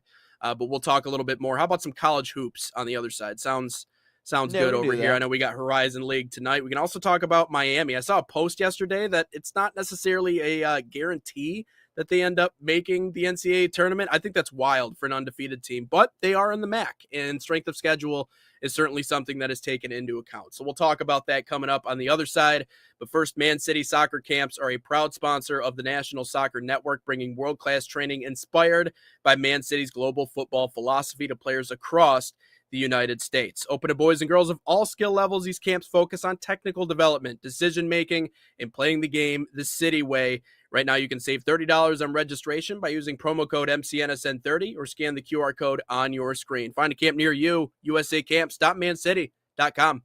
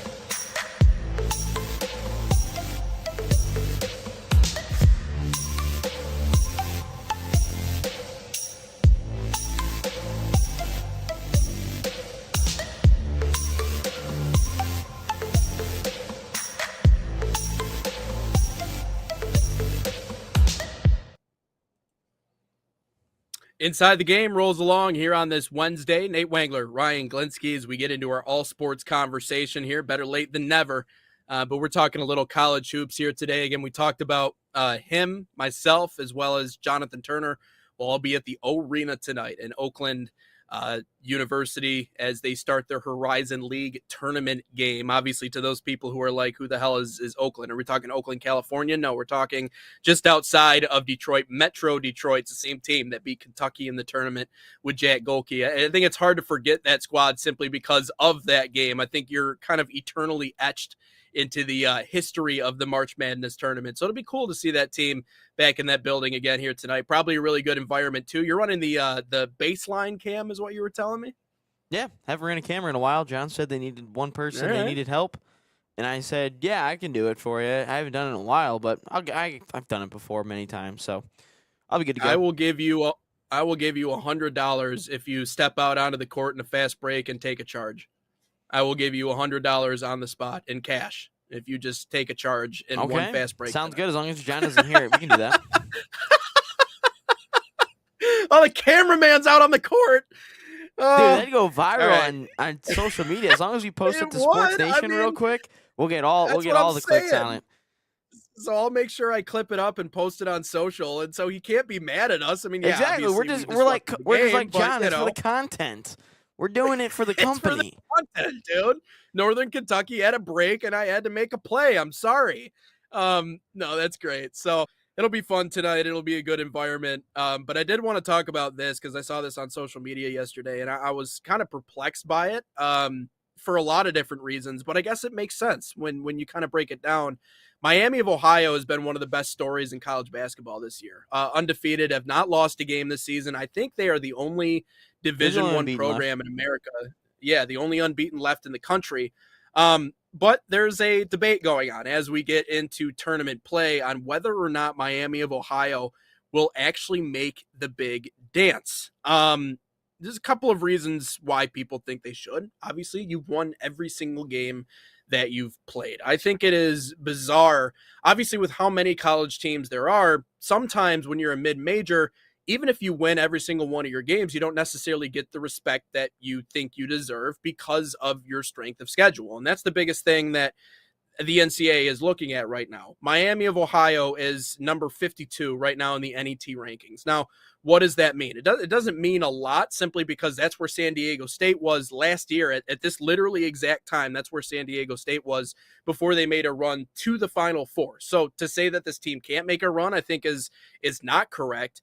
However, you know, if you take a deeper look at it, they don't have any wins in Quad 1. I believe they only have one victory in Quad 2, and just out the majority of their victories have been in Quad 4. And so the lack of quality opponent, when you look at other metrics, really what hurts Miami of Ohio. So now the conversation becomes, it almost puts more pressure on this team to actually go out and win a MAC championship, because let's say hypothetically, right, they fall flat in the conference tournament.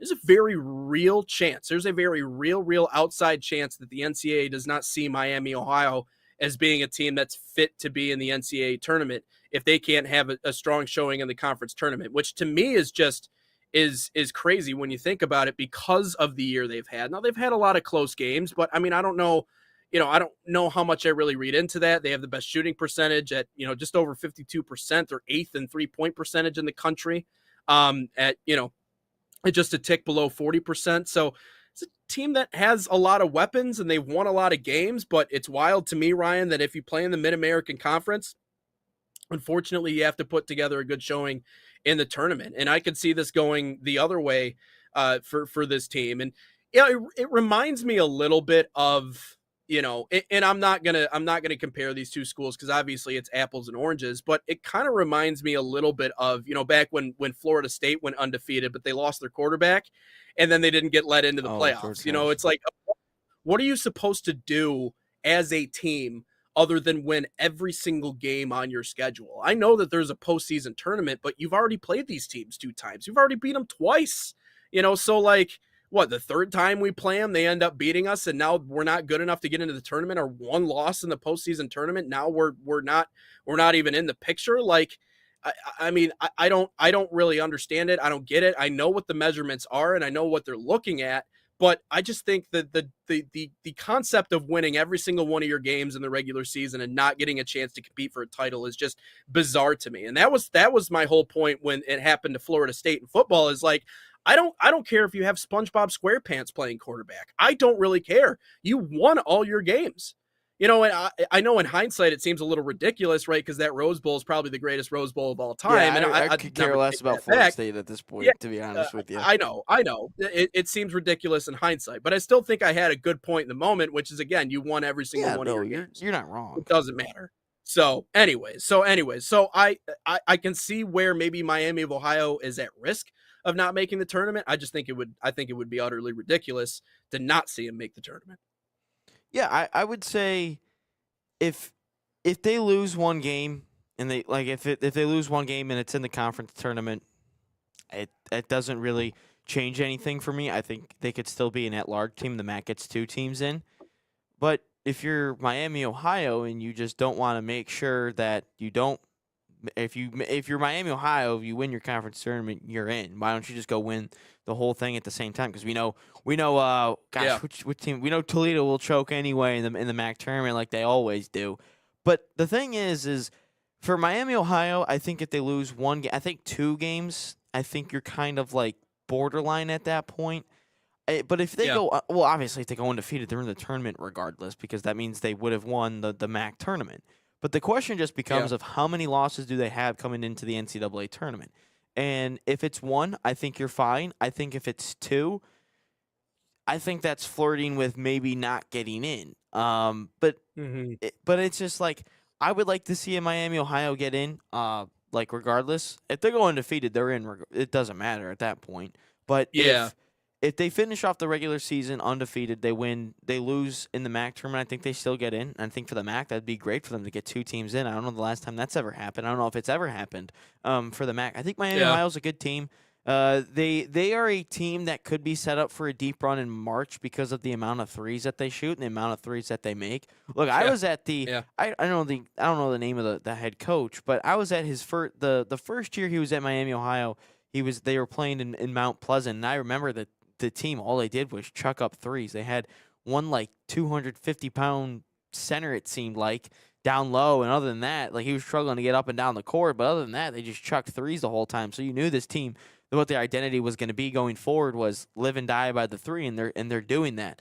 They're undefeated in quad 2 and quad 3. Someone mentioned Michigan, Duke, Arizona, and some other teams aren't actually undefeated in quad 2. Those teams actually have a loss, but that doesn't really bother me at all because, they play way tougher games all the time. You're bound to slip up one time against a good quad 2 team.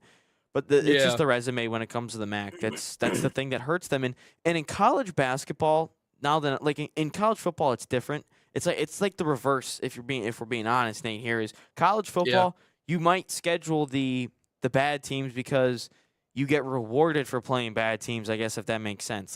If you go undefeated, you go undefeated. It doesn't matter, regardless of who you played. Shout out Indiana. They're non-conference of Kennesaw State, Indiana State. They dropped a Power 4 school for a mid-major because they wanted to stay undefeated and not get tested early in the season. They get rewarded for that. But then you look at the other side of college basketball, it's different.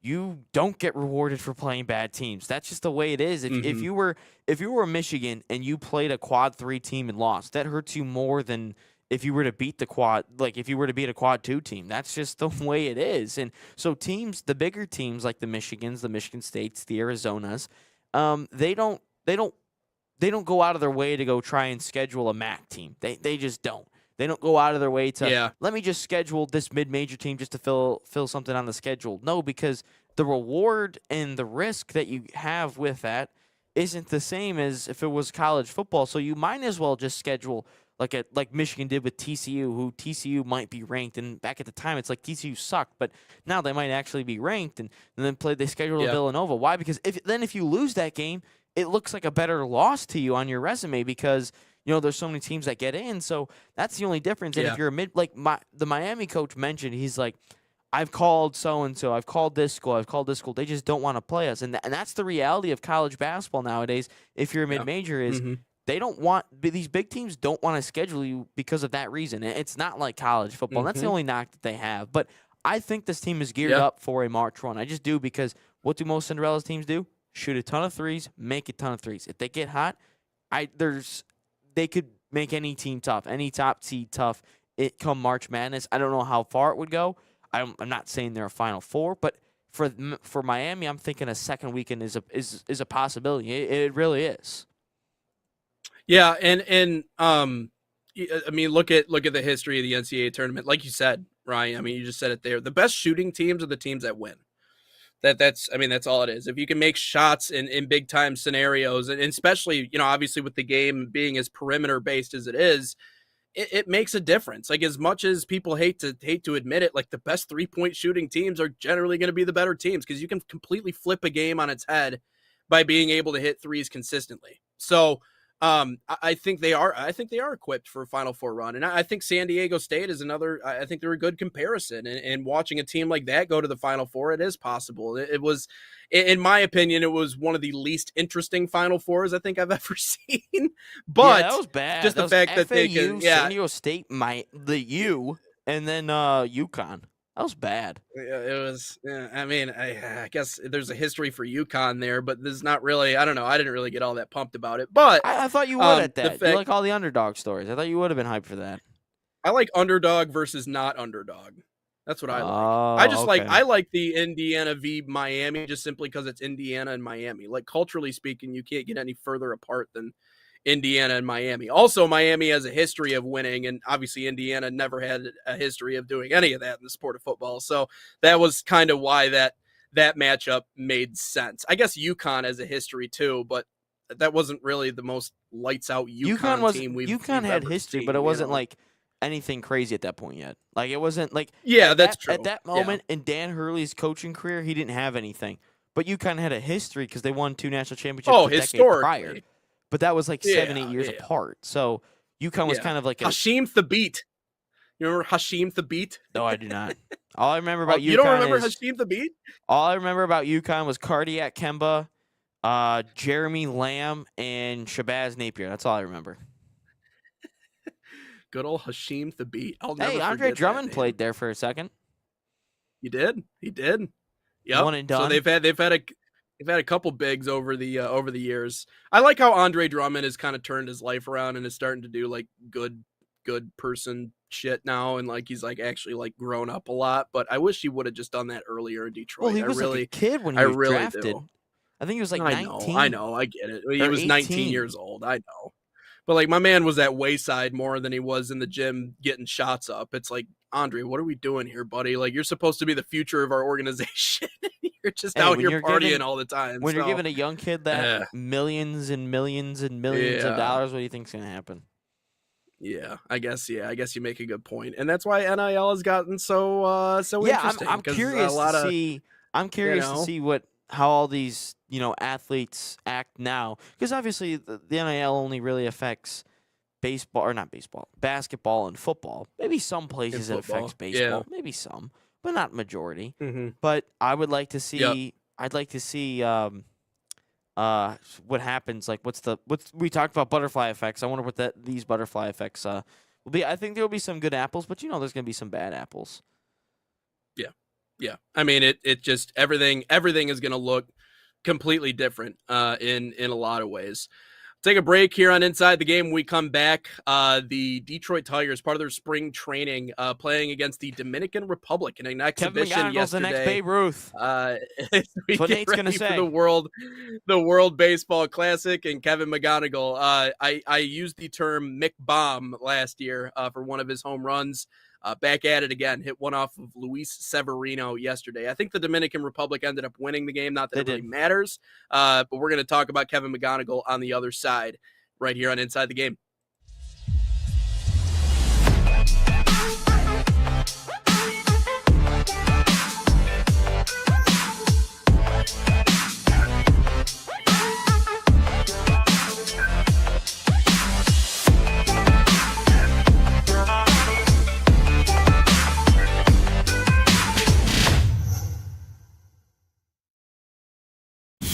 Experience the thrill of the game like never before with NSN's Game Rewind. Dive into full match commentaries enhanced with cutting-edge dynamic graphics, letting you relive the highs and lows of your favorite matches in astonishing detail. whether it's a championship win or a legendary play. NSN Game Rewind bridges the past and future with a broadcast experience designed to captivate. Call 586-304-4405 And start watching today.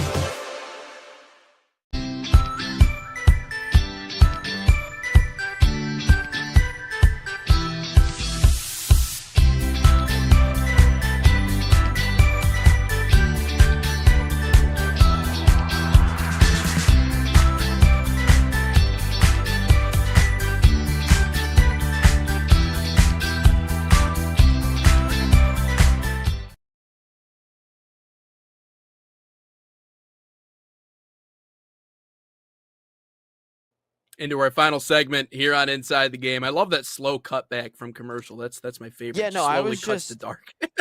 I was just reading something. Harry Maguire was like handed a 15-month suspended prison sentence for something that happened back in 2020. So I was like, what the Wow. heck just happened there? And Oh, that's I out of the don't- blue. Yeah. Well, it's been going on since 2020, and he was convicted on all of his Well, charges. So, but yeah. Nate, I know what you sent me, and you know my first reaction was like I saw it yesterday, but you know what my first reaction was? Thank God What's Sharon that? ain't there. Oh no! Oh no! Dude, he's such a Yeah, piece let's just of hope shit, there's bro. not- Sharon let's- Moore is a piece of shit, dude.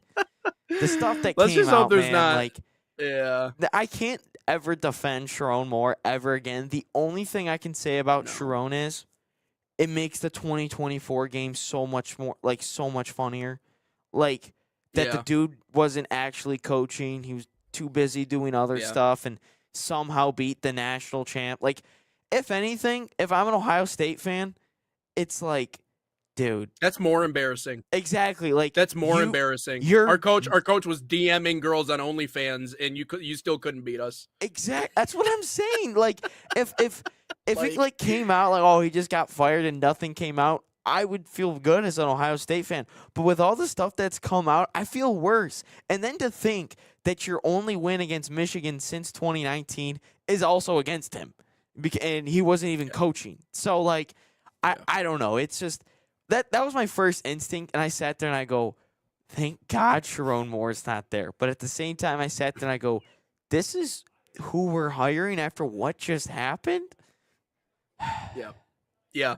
No, it's the comment section is frying me in a lot of ways, but no, it's true, man. And I mean, addiction is real. Like people don't realize like addiction is it's a real thing, and it'll hit you when you least expect it. So yeah, tough, man. And I keep seeing news and updates about the whole legal proceedings and everything else going on, and I'm like, I just don't care, man. He's just dead to me. Like the amount of people that would absolutely murder for a position like that, including myself, only for you to just give it away. And also all the other stuff, like getting players out of the facilities early and moving stuff around so that you can have time with your, it's disappointing. Is the I least just hope of the whole of thing's my gone. words. Like my Michigan State Yeah. friends like try to roast me about Sharon. It's like, dude, the guy was a piece of shit. I really don't like.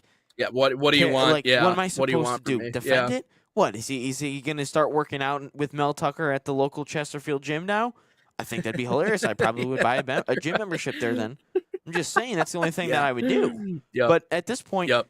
could care less about Sharon anymore. Put it in the It's the whole thing with the signs. The signs was done. Yep. It's everything's been Mhm. done. Like, move on with your lives. I don't understand these people, these MS. I don't understand the Justin Spiros of the world, bro. Like, they're trying to crack down on it again. Like, the whole sign's like, dude, you're a grown ass man, and you're trying to dedicate your whole life's work to a college football team that doesn't give two Yeah. shits about you, and you have kids and you have all this. They don't care about you. Like, if you want to prove did Michigan cheat, sure. Like, everyone knows Michigan cheated, but at the same time, they're not going to get punished for it. So when they finally punish it, then you can be on your high horse. But it doesn't matter. I don't know. People just piss me off. All right. I'm not gonna lie. Twitter's the most like I need to have that app, but at the same time, like that app pisses me I also off. just But, like, want I to, need it at the same time. I know, because it's up to date news and info, but it's also like I hate everything that I see on it at the same exact time. So it's just it's a pain in the ass. So, anyways, here's what I'm gonna do, because I do like our question of the day here today, because it made me laugh, like out loud, belly laugh in my room yesterday you at did. 11:30 p.m. It's a good one. And even this morning, I was cracking up at it because it is a good question for a lot of the young men out there, and so I got a really good one coming up. But Ryan Glinsky, Kevin McGonigal is the best hitting prospect in baseball right now. Outside of Jordan Lawler, I mean, obviously you can make an argument there, but he is the most pure bat that I have seen. And mind you, I've only been in minor league baseball for about 5 years in an official play-by-play capacity, play-by-play in color capacity. Before that, obviously I was a press box assistant, all this other stuff. But I've seen a lot of great players come through West Michigan. And when it comes to the bat, Was Wimp Boy Scuba out of one all of the them? players, only on a rehab. So we had him for 5.2 innings. 5.2 innings. Checks out. There you go. Checks out. So, He's doing it back then too. It counts. That's what I'm saying. And he was great. And I don't think he let up a run. And I think he struck a few dudes out. So hey man, he's doing his job. But no, so we technically consider him a West Michigan Whitecap alum. Is he an alum? Probably no. That doesn't count. But we count it. So, but I mean, I've seen the PCAs of the world. I've seen the Ellie De La Cruzes of the world come through West Michigan.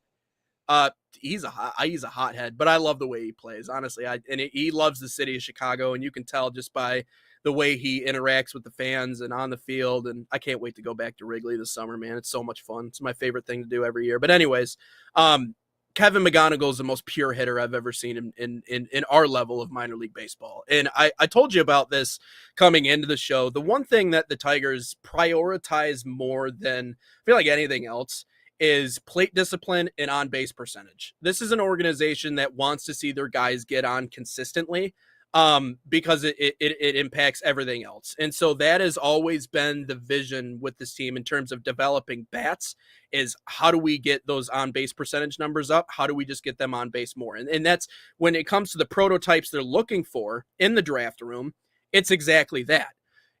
Max Clark, at the Florida State League as well as at the high A League with West Michigan. And even he was doing really good in Erie. I don't think he led the league, but he was towards the top of the league in free passes. Now, obviously people look at that and they're like, well, walks are walks. Well, what is that? Does we really drafted him for walks? No, but it shows that he's recognizing pitches. He's recognizing the zone. And so the power and all of those things come along years on down the line. It's even something Max said to me is like, listen, age is going to play an effect in terms of power and bat path and learning those things. But if I can recognize the zone and do what the Tigers challenged me to do, which is get on base more, then I'm already taking that first step. Kevin McGonigal has never had an issue with that. And it's really amazing going from the high school ranks to where he was in minor league ball. On base percentage, top of the league in the Florida State League, nearly top of the league in on base percentage in the Midwest League. It has just recognized the ball. But I think more than anything else, Ryan, his mechanics are something to be really astounded by. If you watch the slow down frame of him swinging the bat, it's short, it's explosive, it's compact to the baseball. And the other thing is too, sometimes being a little bit shorter helps you in the game of baseball because that zone's just not nearly as big. If you talk about someone like an Ellie De La Cruz, the zone is huge, but for McGonigal, he's only about 5'10".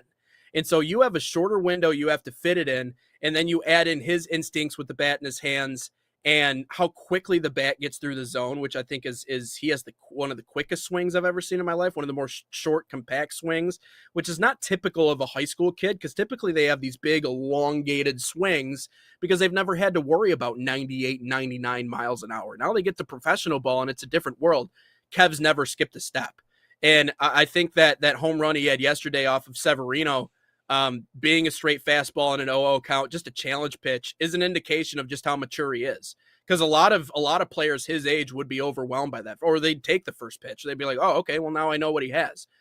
Kev notices it and just snaps his bat through the zone and sends it to Pluto. So I think he is the brightest young hitting prospect in baseball. I wonder if the Tigers can get the most out of him. Because again, this is the thing, right? Pitching has always been the chef's specialty for the Tigers, at least over the last, Harris arrived. our pitching development has become, I would argue, Shout out the Chris best Fetter. in baseball. Michigan, And Chris go! Fetter. Yeah, actually. Yeah, go blue. But I think, does he do that at the major league level is always the main concern for Tigers fans, right? Because the whole wait for the kids thing is really overplayed. So does it translate? I think it absolutely does. Is he on this team in 2026? Yes, absolutely. Is he the most pure shortstop? Does he have the strongest arm of all time? No. So I think the defense is a little bit of a concern, but you're going to do whatever you can if you're AJ Hinch to put the bat in that lineup. And I trust it. Can I just say the University of Michigan is represented pretty well on just about every single pro team in Detroit. You got Hutch with the Lions, Duncan Robinson. It's just represented all over in general. I mean, Karis look anywhere LeVert. you go. There's Michigan influence somewhere. Yeah. Dylan Larkin, So, Andrew yeah. Kopp, Chris Fetter, who's like a charge of Yeah. development. I'll just say this about the whole kid thing. With McGonigal, he looks like to be a stud. I hope he's really good. But Yeah. the only thing is I don't like the people that have only seen his Twitter highlights and think this kid's like an absolute stud. Yeah. Like- Yeah. Social media can be a little deceiving Like- that way. Like you, Nate, you saying that carries more weight, and I understand how good this kid could be. And in Max Clark, I understand that because you watched him up close, for half a season. I don't know if they were in 24, but at Yeah. least half a season this year because they were all gone by the midway point. So like you seeing Yeah. them up close all the time, like that carries more weight than these people and these kids that are like, oh my god, dude, they're so good. Well, have you seen them Yeah. play? Have you seen a live at bat on TV or in person? Well, I saw him play 2 times before. That doesn't mean anything. You could have, dude. I forgot. It's like watching the combine workworkouts when like the guy throws the ball Exactly. like 70 yards in an empty facility. It's like, okay, nice. Like, well, what does that show me? I forgot what opening day it was, but it was like back when the Tigers were trash, and there was this Tiger that went 4 for 4 on opening day, and then like we never heard from him ever again. Like I forgot his name, but he was an old guy, but he went 4 for 4, and everyone's like, oh my god, he could be the replacement for like Austin Jacks or Torrey Hunter or something. I'm like, guys, it's one game. But anyway, but you saying that it's good. I really hope the kid's good. Yeah. The only thing I have to say about the kids is, again, this is like just my own personal thing. Like, I don't want to put so much pressure and so much expectations on a guy and a group of guys that haven't played in the majors yet. They haven't played an at bat. They haven't played an inning yet in the majors, and that's just my thing personally. And I don't want to like.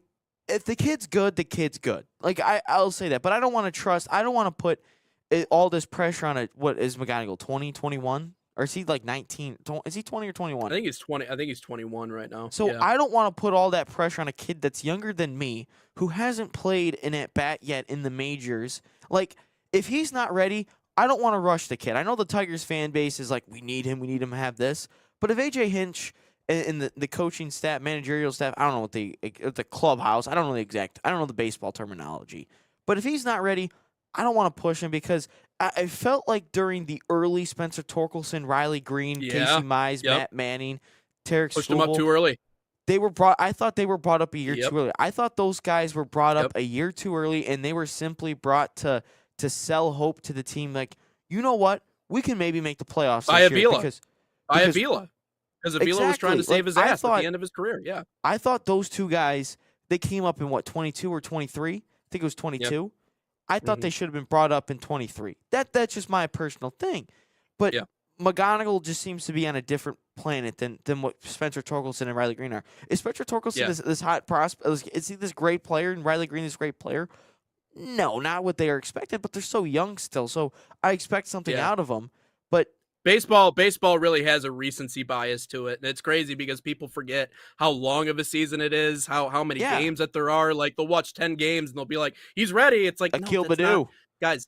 Yeah, that's not how that works. Okay, that's not how this sport and this game works. So, no, man, I hope he's productive, and I hope he's productive this year because we could certainly use the bat. But let's get into question of the day. Yeah, question day. Official sponsor is Salt Athletic and a sponsor here at the National Soccer Network. Use promo code NSN15 to save 15% off of that #1 smell-proof cleat bag. That 100% works. Scan that QR code on your screen or visit saltathletic.com today. If you want a chance to win a Salt Athletic bag, head over to our Instagram, @SoccerTV. Drop us a follow. Comment on any of the NSN Salt giveaway bags. Hashtag NSN Salt giveaway. And and then also tag a friend in the comments. Just make sure you're following to be entered. But this one comes from Nate. So do you want to read this, or are you just gonna laugh before you make it there? No, I mean I can read it if you want me to read it. I thought this was funny. This comes from you. One. So I saw this here. saw this one on TikTok yesterday. Would you rather meet the love of your life or be able to dunk a basketball? Ryan, I'll leave this one to you. So Go am ahead, I still buddy. my same height? Am I still 5'7"? Oh yeah, 5'8" you're on a good day. 5'7", but you can just yam. Yeah, I mean you could just. I mean, I'm talking like free throw line, like you're floating. Oh like they may as well God. give you wings. Meet Like the you're love of you're my the. life. I mean, Dude, how this is a tall lot was Muggsy harder than Bogues? you think. Yeah, I mean, I'm just saying, being able to dunk that's a very powerful thing. Dude, I'm taking Bring you a lot of- dunking. I'm taking dunking, Yeah? man. Like you're telling Okay. me at 5'7", I can dunk from the free throw line. I can do Zach LaVine type stuff, MJ type stuff. Yeah, I think I'm taking that because when I play in pickup, I'm gonna play every single time. Maybe someone posts it on TikTok. Maybe I get famous. Maybe when the NBA dunk contest realizes that maybe we shouldn't play no names all the time and actually get Yeah, people that know how to dunk. Yeah, I think I'm dunking a basketball because you know how sick that Yeah. is? Like, if I can dunk a basketball, that is so awesome. Like, I feel like I've accomplished life at that point. I really do. yeah. I want to experience the feeling of just yamming on someone. Dude, one I of these know. times, And not you on a know? Nerf hoop. Yeah, exactly. No, hey, 5'9" white guy here. I'll insert my opinion. It would be nice to be able to dunk for sure. No, the power that comes with being able to dunk. I mean, just to throw it between the legs. You think Air Gordon was cool?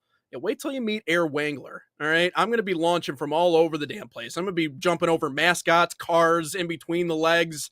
I'm gonna get out on a fast break and I'm gonna see someone I don't like, and I'm just like, you know what? I'm just gonna punch it through and the and one.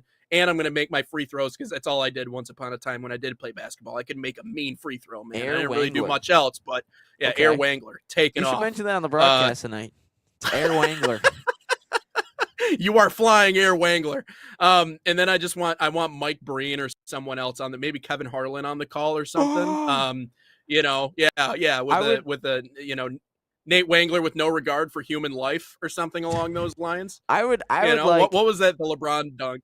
I would personally like if I could get prime Dickie V, like prime Dickie V, be like, dunk and cover, up and away. That's what I would want. I'm like Mac McClung. That'd be sick. Yeah.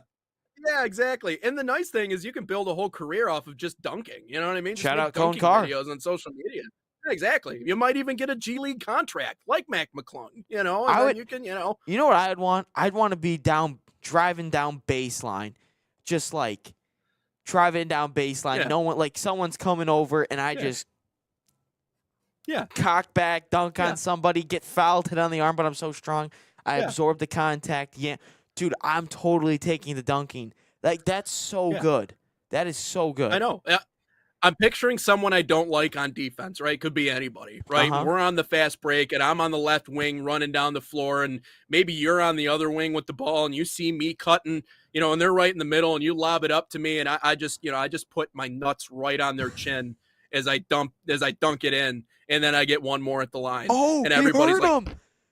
It's like Kansas. Remember one Kansas of those Baylor things. a couple years ago when the guy dunked on him, and I've never seen like a whole. They're like, hide the women and children.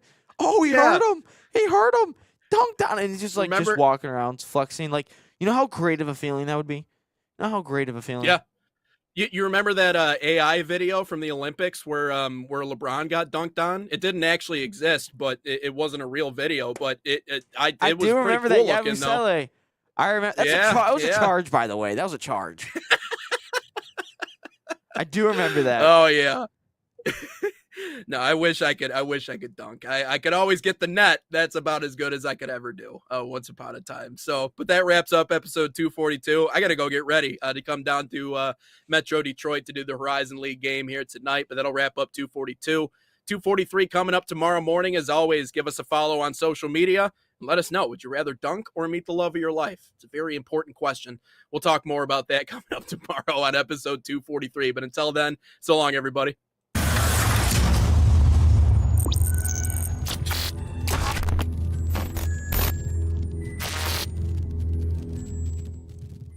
From the biggest matches to the hottest takes, Jonathan Turner and Nathan Wenger bring you the stories, the analysis, and the edge you won't get anywhere else. Streaming live weekdays at 9 a.m. on YouTube, Roku TV, Facebook, Twitter, and all major platforms. No filters, no fluff, just real talk, real soccer. This is